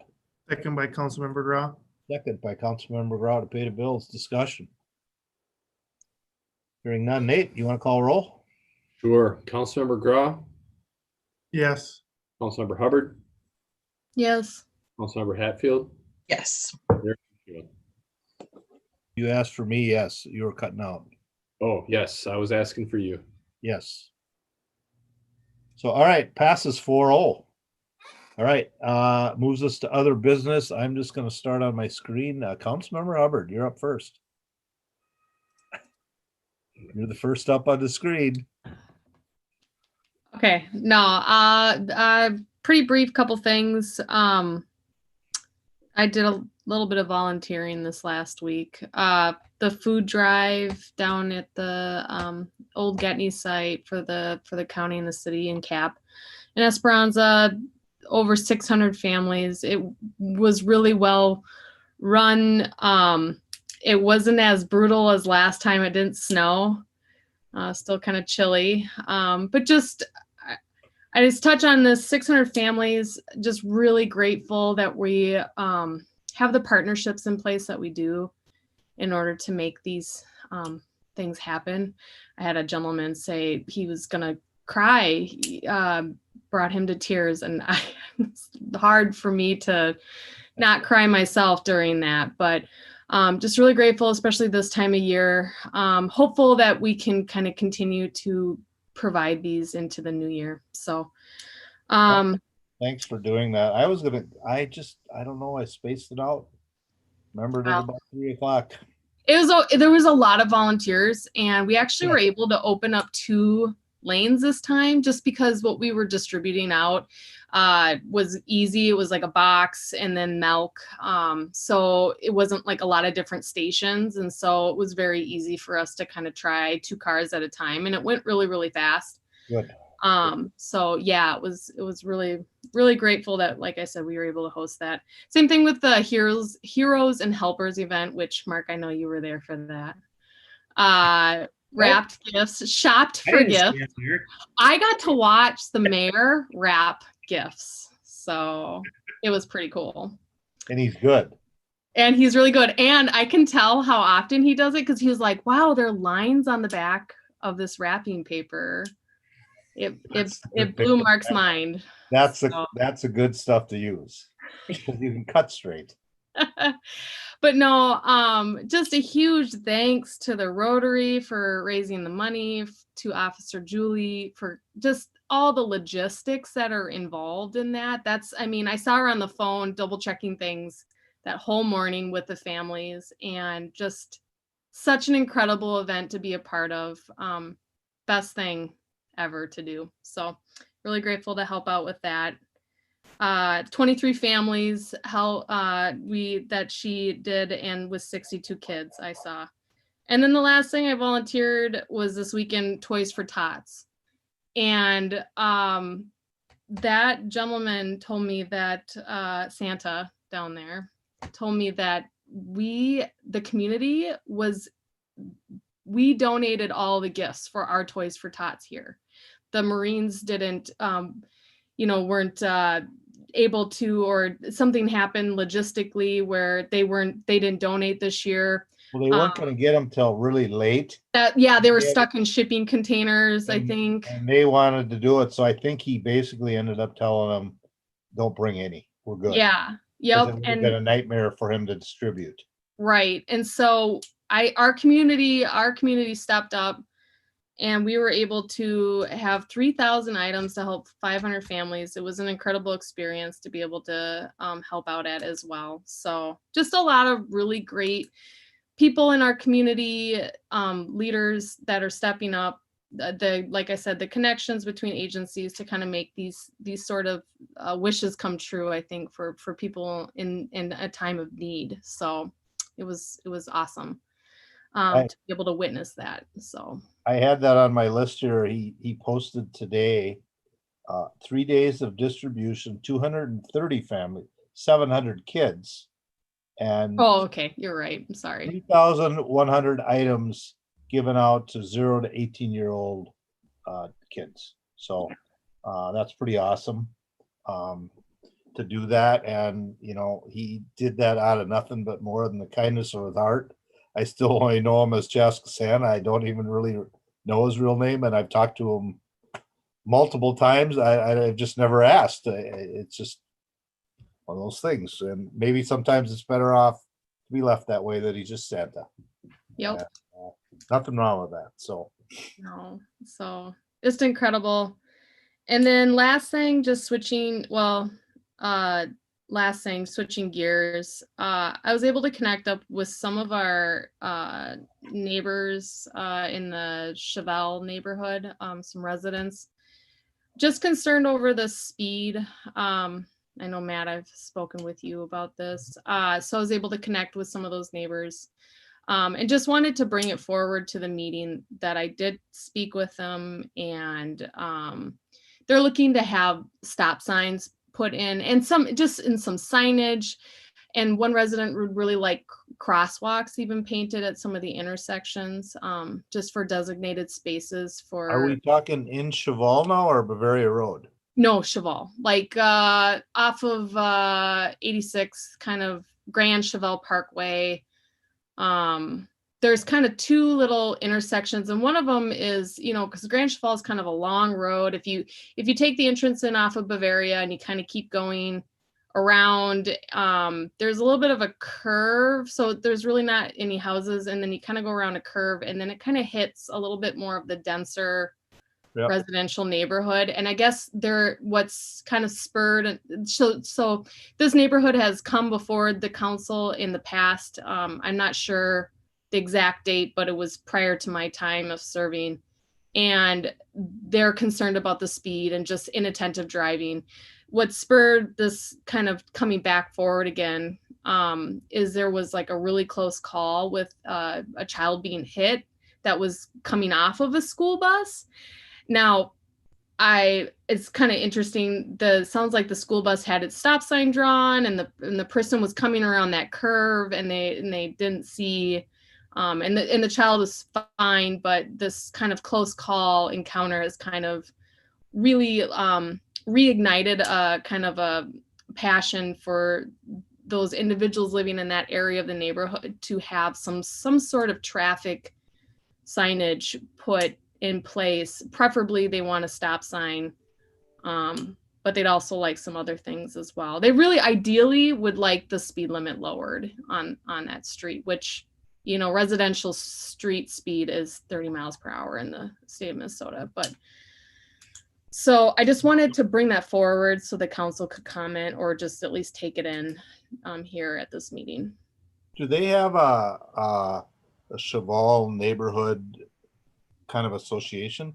They Because do. Cheval has a whole big association. All the different neighborhoods are a part of one homeowners association, but then it sounds like they have different like sub neighborhood committees. Because I mean, my comment that I'd like to make on that is that's really not a cut through street by any way. So the people driving that are residents. Mm-hmm. So it's their own people that are doing the speeding. And I think sometimes when you put those notices out through your own residential areas, because what scares me about all of a sudden you put a stop sign in there, that same inattentive driver now is going to go through a stop sign that you assumed that they were going to stop at.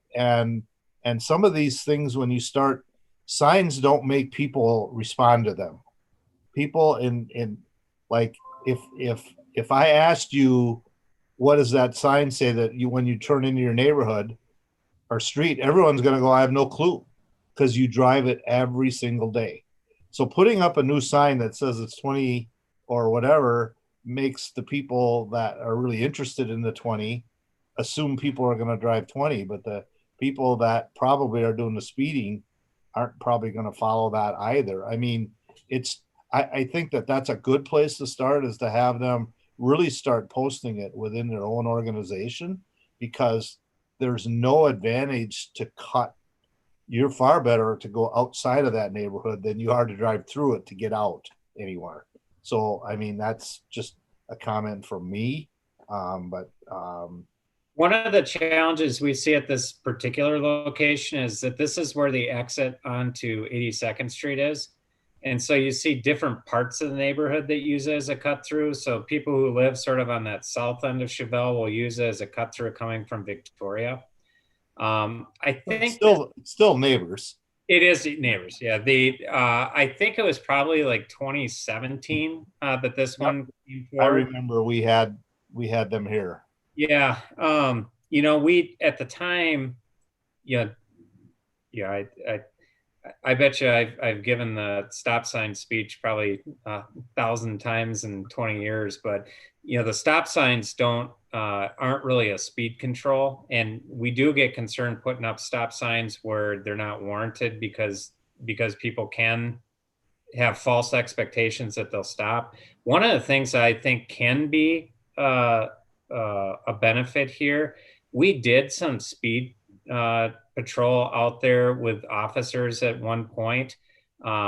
You know, you can only be out there for so long, and during that time period, we didn't really see that much speeding. But what becomes more effective is a speed trailer, and one that we actually can record data on, which we don't have either now. Our speed trailer broke down, and the one that we had wasn't able to record data.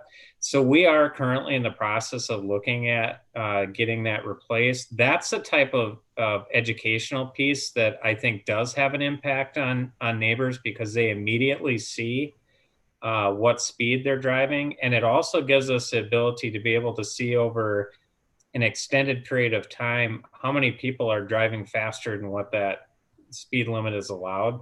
So we are looking into how do we potentially get that replaced, but to do it with one that actually gives us some ability to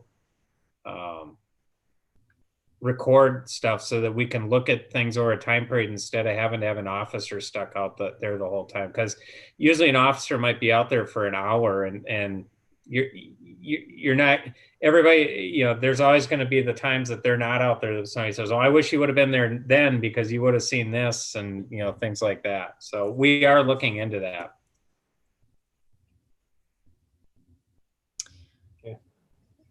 Yeah, just to follow back around, Mark, to touch on they said that they've brought this forward to the association as a whole, and it seems to be something that certain areas of the neighborhood don't really, in their opinion, don't really care because it doesn't directly impact them. So unfortunately, I think it would be nice if that whole neighborhood as a whole maybe kind of collectively came together and there was maybe a good, I don't know, PR campaign as to why it's really good to have attentive slow driving throughout any neighborhood street over in there. And then Matt, to answer kind of your follow-up, they were not exactly happy when I proposed the speed trailer. They felt like that it would encourage people to go faster because they're under the understanding that 30 maybe is what people are driving, but it's still too fast, and there's still concerns. But I just kind of relaying kind of comments and thoughts on that. So, but I encouraged them. I told them I'd bring it up so that you guys could all kind of take it in, and I encouraged them if they wanted to come forward, do a visitor's presentation so that everyone could kind of hear their point of view directly from them and kind of go from there. So.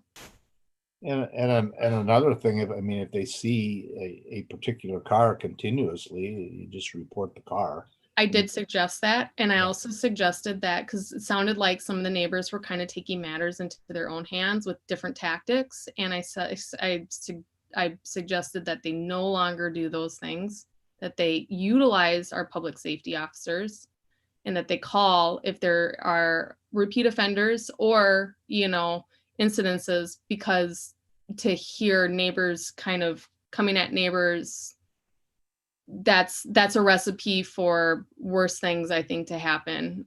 Just right. Volatile right now, you know, in our climate and society. So that's just not a great idea. I think that was a wise comment to make to them, to call and don't do things on their own. Absolutely. And even if it's a time, if it's coming home from, you know, the evening work cycle, just if they can narrow it down, but like to Matt's comment, you know, it's hard for us to put an officer, or we can't put an officer out there today. But if we know that it's being violated between 5 and 6, now that might be a different matter. Right.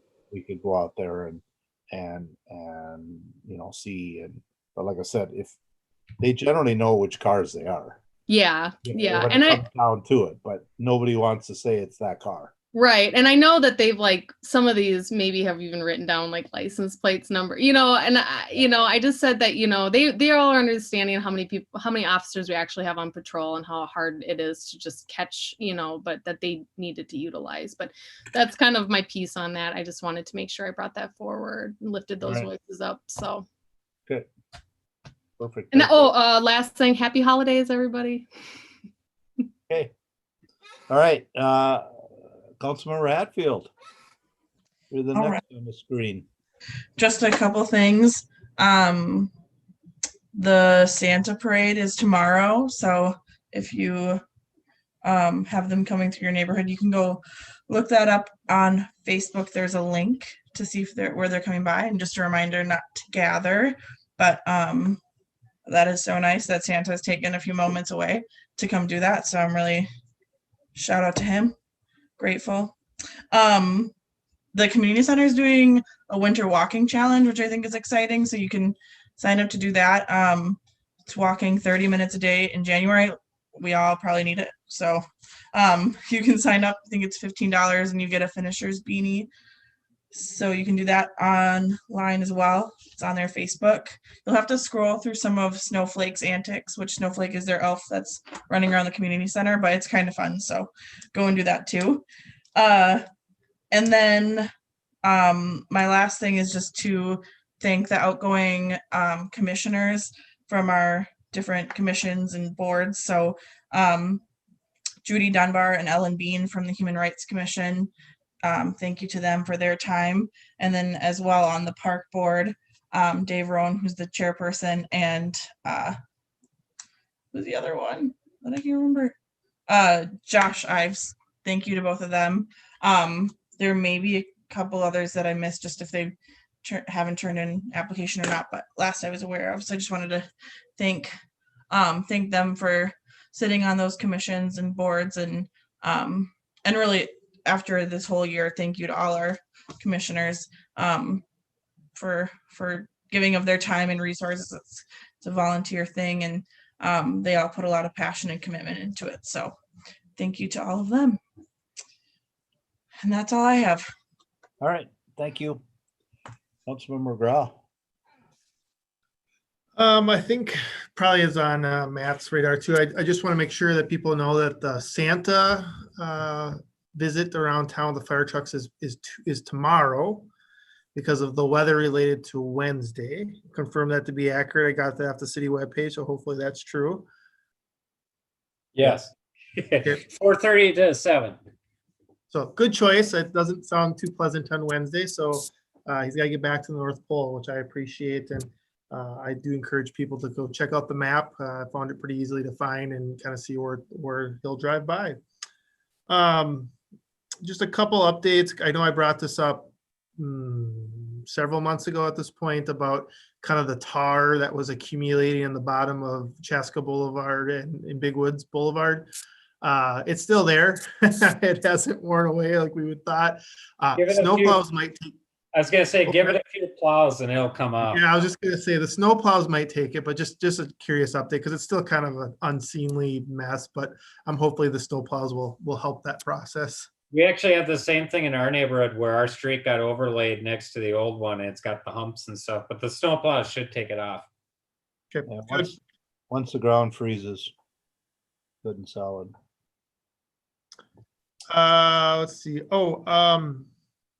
I know I talk about schools a lot as a council member, but I do largely say that largely because I think great communities are built by great schools, and that's what we're all desire for. So just a shout out to Eastern Carver County, and if you haven't seen it, they put a video out today, kind of thanking everyone, including parents, and all the time and effort. And I thought it was just very well put together. It's not I'm not crying, you're crying, or I got something in my eye kind of video. Kind of approach, but it was just a very strong message video that empowers, the people that are making commitments to continue to provide high quality product to all our students. So I'd encourage you, if you haven't seen that yet, to check that out. That was posted on their webpage as well. And then just echoing the thoughts of happy holidays to everyone. Continue to celebrate, and I appreciate the communities coming together and finding different ways to celebrate. It's definitely a different Christmas, and for myself personally, we had our first Zoom Christmas celebration with one side of my family, and it went fine. Kids adapt, kids are resilient, so they kind of figured it out, so I appreciate that. So, and then lastly, just, I'm thankful for the community. I was very appreciative. We went from a conversation about chicken ordinances and having a good conversation about that. And then left the meeting and came in the meeting. I was like, holy moly, there's a lot of people here.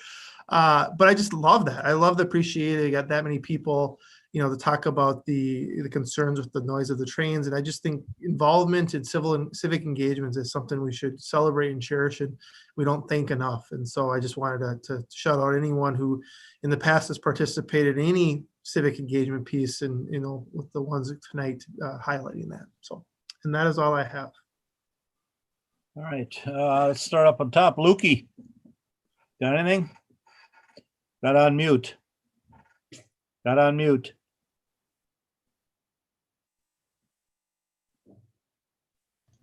There you go. There you go.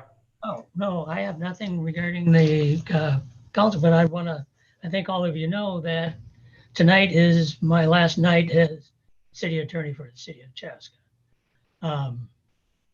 Not last night with the council meeting, just last night in day-to-day operations. Right.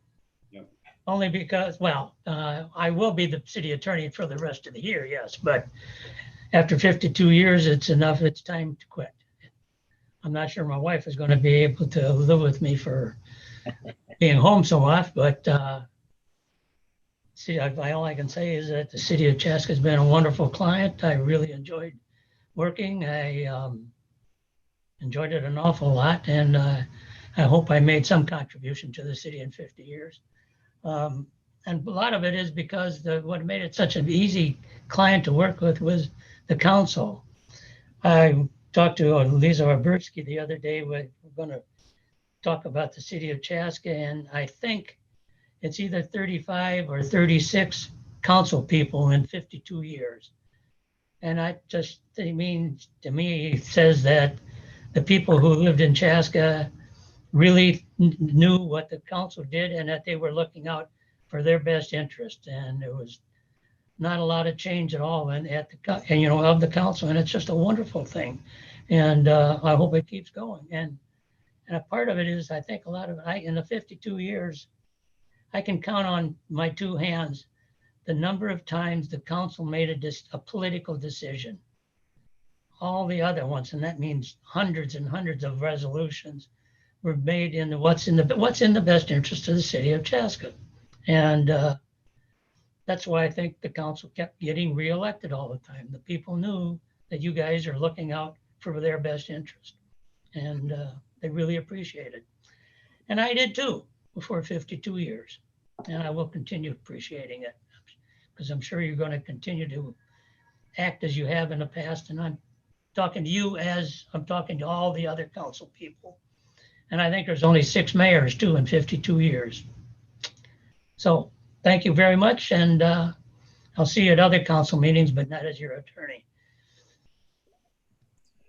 Well, I know that was kind of hard about whether or not you're going to retire or not. So it's like I said, you're going to have your day yet, Luke, but as long as you're still coming to council meetings, we're good, with keep going with that. And I appreciate that you have appointed the firm again, and they've got headhunters out looking for somebody else and there's a couple of in Waconia that will do a lot of do and know a lot of municipal work. So we will continue to represent the city, and we appreciate it. And that's great. And we're glad to have you, along with our council meetings, because that helps with your background, and you're good about remembering things, how we've, what we've had to done, if we've needed to do something. So that it's great to have you stay with us at our council meetings. So we're fortunate to have that, and we're lucky to have you. So we, appreciate that. And when that day comes, when you're done with here, we'll have a hoop to do then. Okay. Matt, you were going to say something? You think about 1968 was before Jonathan, just at the beginning of Jonathan. And you think of everything that's happened in this community since, and everything that's happened since, Luke has had his fingerprint on. So yeah, I was gonna go into that. Think about that as so if Luke's been here for 52 years, back in 68 he was 12. And think about that. And you have he was a state senator, wasn't he? Was he a state? McKnight? Yeah. Yes, he was, right. Yeah. And you have a state senator come in and says, I want to build a town within your town. And think about that. Think about that now as you as a council, someone approached and says that, and they bought up tens of thousands of acres of northern part of Chaska and said, we're going to create a town. And think of the legal in that by itself, though. And you guys are lucky you weren't council people then. We had a meeting every Monday night, and yeah, none of them ended before 10:30. That was early. And a lot of them went to 1, 2, sometimes once in a while, 3 o'clock in the morning. Yeah, I can imagine that. Just the nightmare of all of the legality of all of that, who's in charge of what, who has that. And look at our trails now. How many times have we talked about whose trail is that? Is that Jonathan's, or whose playground equipment is that?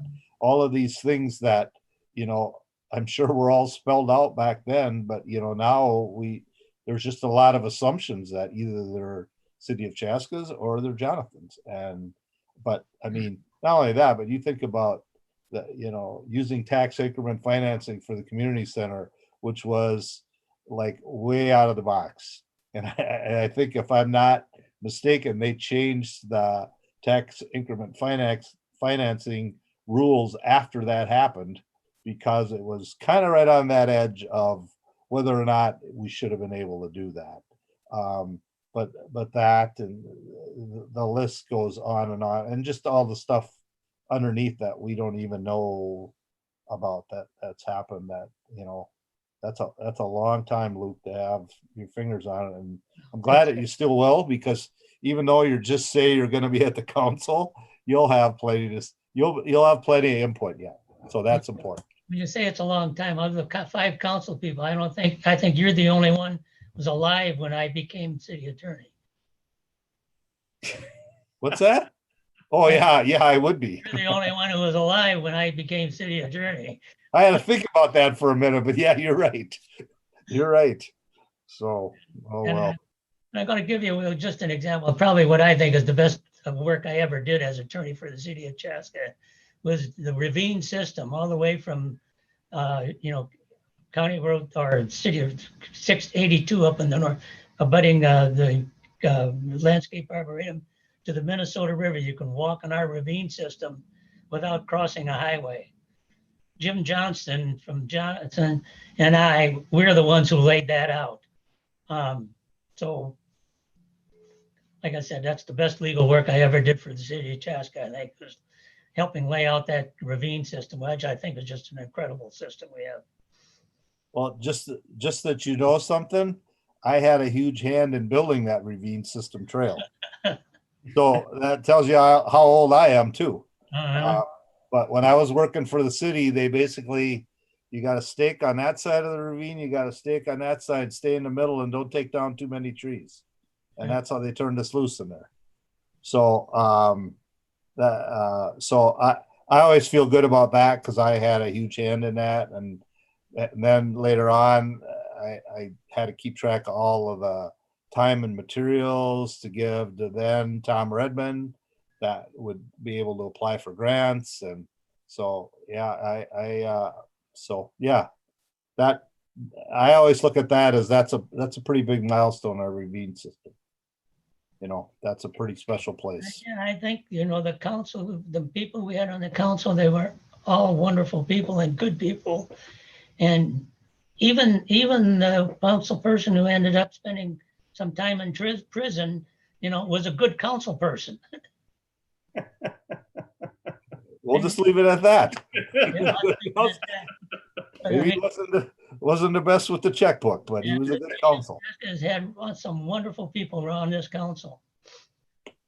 Yeah, I would say that just knowing a lot of them through the years, we have been very fortunate.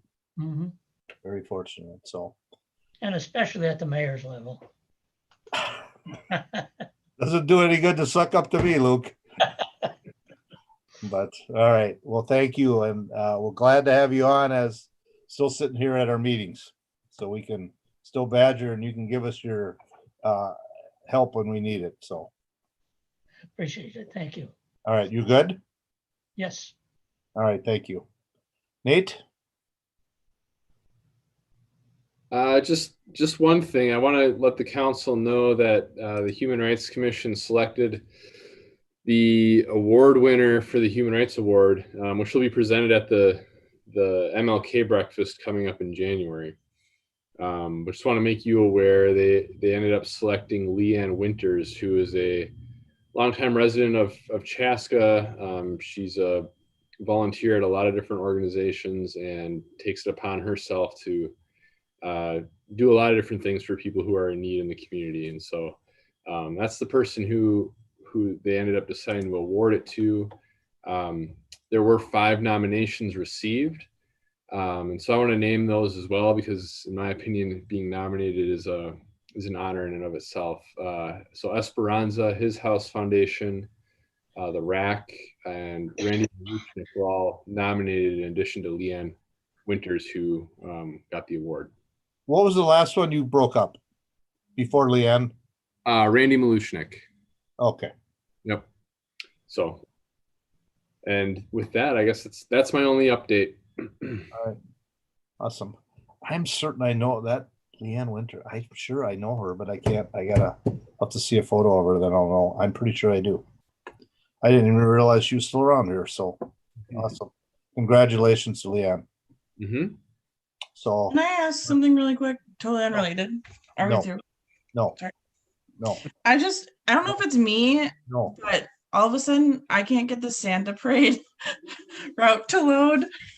Not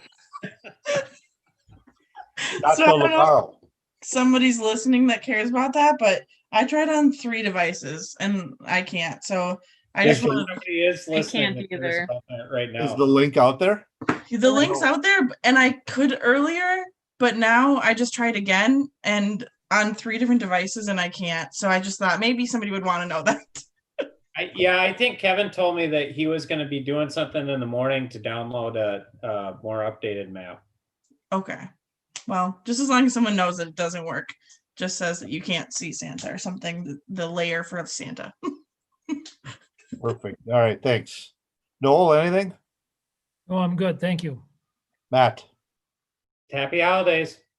All right. Just again, we have a EDA meeting immediately following this. So Mike, can we go right into it or do we have to do a delay? Nope, no pause. We'll sort it out later. Okay, so we will go directly into that. I'm just trying to think here. I had most of the things covered. Chaska Santa, again, thank you for all of his efforts. And he's resting peacefully now. And then the Santa Parade is exciting. I get to be part of that tomorrow, so that will be a fun event. I'm glad we moved it up. I don't think that otherwise, not that many might come out and see us when it's 15 to 30 mile an hour winds tomorrow night and pretty chilly. So, and I too had the opportunity to be part of the, as Councilmember Hubbard said, of the Shopping with Heroes event. That was always fun to get involved with that. It was my first opportunity to get involved with that as well. So that was a great event. So fortunate to be part of it. And lastly, before I go, I just want to really, as we have our last meeting in 2020 and we move into 2020, I just really want to reach out and say thank you to our staff and to all of our employees for the contributions and what they had to go through to make our city and all of our essential services run smoothly through this pandemic has been second to none. We started an EOC like March 12th. And we were operating every day for a while. We're still operating at once a week, taking care of a lot of these issues. But it's not only about issues. Out of it came Chaska Cares, that is now there was the Easter Bunny Parade, the high school parade, the Santa Parade. These are all things that, even though an EOC is designed for emergency operations, it's all a spin-off of the pandemic that's happened. Chaska Cares is doing the food distributions, and we see Chaska Cares as we move to the future really becoming a huge part of what the city is as we move forward, because there's just a lot of things that it can spin out to be, and it's just slowly taking shape. But like I said, our employees have had to adapt to new schedules, new hours, a lot of different things. Our residents have had to put up with a lot of different hours by our staff, sometimes too early. But our goal is to spread out start times because our municipal service is such a large building and we have so many people that work out of there. We have to spread them out as best that we can. people have been able to, if someone did happen to have to be under quarantine, other people step up and do jobs that they maybe weren't always trained to do, but learned how, and that was another part of what we talked about. We talked about getting staff so everybody knew what everybody's jobs was, so we didn't run into some issue down the line that if someone went out that we couldn't function or operate. And we even talked about going down to 3 deep. So there's been so much that happened that people aren't aware of, that's happened behind the scenes and behind doors, but it's been amazing. And we were able to remodel a lot of the facilities and make them safer for our staff and for the residents that come in. There's just the list just will continue. I could sit here for hours and hours to go through all that, but I just really wanted to reach out and say thank you to all of the folks that were involved. And I know that Councilmember Grau talks a lot about the school district. The school district's done a phenomenal job also for our residents as well. It's just all of these things about, if you just follow down about, it's really about everybody pulling together. We said the early thing about this, we're all in this together. That was the early kind of the buzzwords when the pandemic hit. And I think the city of Chaska has really been that way. We've pulled together in so many different ways and so many different things. And for most people, they just think, oh, everything's just normal, everything's going. But really behind closed doors, they have no idea the scrambling sometimes that had to happen to make things work. So with that, I'm very happy that we close out 2020. I'm excited that we look forward to 2021, and that I'm pretty excited thinking that 2020 we got a vaccine. Now, unfortunately, you're talking about a mutated coronavirus, so I don't know what that'll entail. Hopefully, they can get that figured out and get it slowed down or stopped before it gets very far. I guess it's in the UK right now that they're having issues with it. But again, like I said, I'm really optimistic about 2021 that things are going to be much better and we can get back to something. I don't know what normal is, but something that's going to be a little more normal than, we can go to a business once, we can't, when it's closed, it's open, it's closed, it's open, it's closed. It's been very challenging. I want to thank all of our businesses. They've been really good about making, and our residents that have, kept supporting them through this. We've been really good. I don't think we've had but a few casualties to the COVID, and and hopefully we can pull out through this as we move forward, and again, just keep supporting these small businesses that we have in town. They're the backbone of what makes us who we are, and we need to continue to do that as we move forward. So with that, I think that's the things that I got. So again, thanks to everyone. I would like to say Merry Christmas and Happy Holidays to everyone as we move forward. Happy New Year. And we're going to see you in first Monday in January. I don't even know, January 3rd, I think. And 4th, January 4th. And we're going to start with Luke, our 52 plus year city attorney, swearing in the council members, myself, Councilmember Hubert, and Councilmember Wong. So at that meeting, so we'll all get sworn in. So that'll be the first event. So Luke, we're going to put you to work right away into the next year. So and by then, hopefully you'll know that you've sworn in 982 council members in that 52, right? You're muted. We can't hear you. So.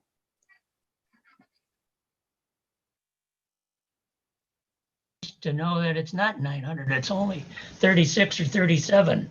Really? It just doesn't, it seems like it should be way more than that, but yeah, It would be, a but lot of them had a lot of years on. I know that. So it's awesome. you had good administrators too. I got to admit that even. Yeah, absolutely. All right. with that, I'm done. If anyone has anything to add, otherwise I'm gonna ask for a motion to adjourn and open up EDA. Really quick question. Okay. Are you saying that meeting's in person or are we doing that virtually?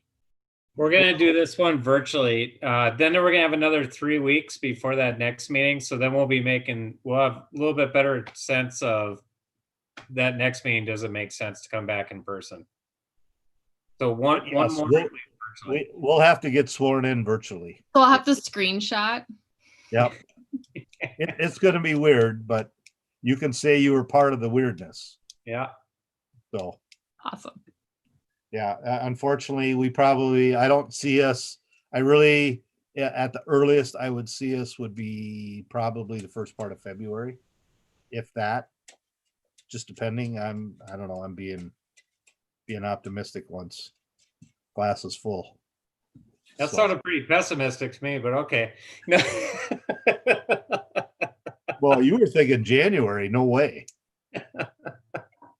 So, all right. If I'm hearing nothing, I'd entertain a motion to adjourn. Motion to adjourn by Councilmember Grau. Motion Second by by Councilmember Grau, second by who? Hatfield. Second by Councilmember Hatfield. All right, and we start with Councilmember Hatfield. Yes. Councilmember Grau. Yes. Councilmember Hubbard. Yes. Mayor Winchell, aye, passes 4-0. All right, we are adjourned and we are gonna move in as soon as I find my EDA papers. All right, we can go, Mike? Yes. All right, Nate, you want to call roll or you want me to? No, you go ahead. I'm tired. Tired of calling roll. All right. Commissioner Hatfield, Here. Commissioner Hubbard, Here. Commissioner Grau, Here. Commissioner Wong is absent, and President Winchell. Here. All right, moves us to adopting the agenda, corrections or additions to the agenda. If not, I'd entertain a motion. Motion to adopt the agenda by Hatfield. Motion by Commissioner Hatfield, Second by Hubbard. second by Commissioner Hubbard. Discussion. Hearing none, all in favor, or oops, I can't do that. Councilmember Grau. Yes. Councilmember Hubbard. Yes. Commissioner Hatfield. Yes. And President Winchell, yes, passes 4-0. Moves us to approving the previous meeting minutes from September 21st EDA meeting. Again, if there are no corrections or additions, I'd entertain a motion. So moved by moved. Commissioner Grau. Motion by Commissioner Grau, second by Commissioner Hatfield. Discussion. Hearing none. Commissioner Hubbard. Aye. Commissioner Hatfield. Yes. Commissioner Grau. Yes.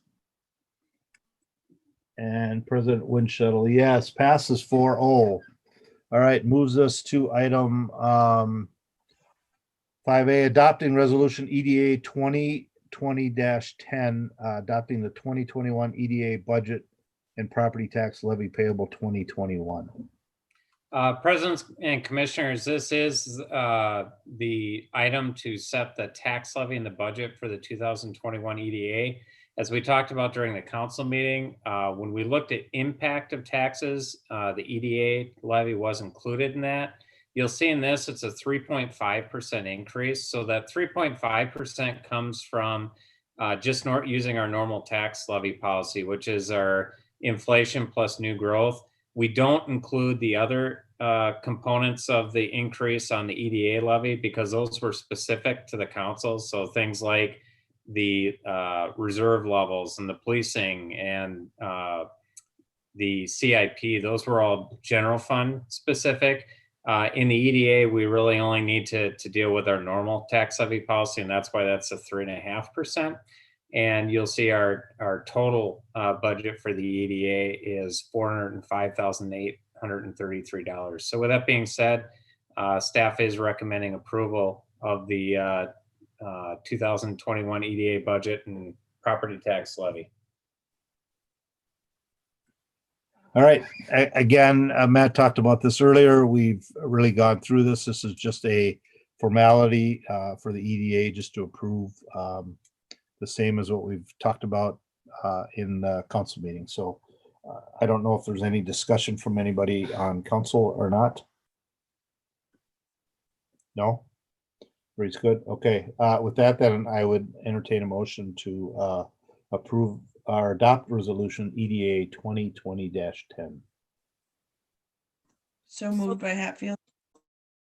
Second by Hubbard. So I have a motion by Commissioner Hatfield, second by Commissioner Hubbard. Discussion. Hearing none, and we start out at Commissioner Hatfield, Yes. Commissioner Gra, Yes. Commissioner Hubbard, Yes. President Windshuttle, yes. Passes 4-0. All right, we move into other business. Anyone have any EDA other business? Any word on the Ernst House, where we're at on that? Yes. Nate, you want to give an update? Yeah, yep. So the call, we submitted into a grant with the CDA for the Ernst House property. It was I don't know, middle of this year at some point, and the grant was awarded. So that's been officially decided over, I think it was just last week, the official decision was made.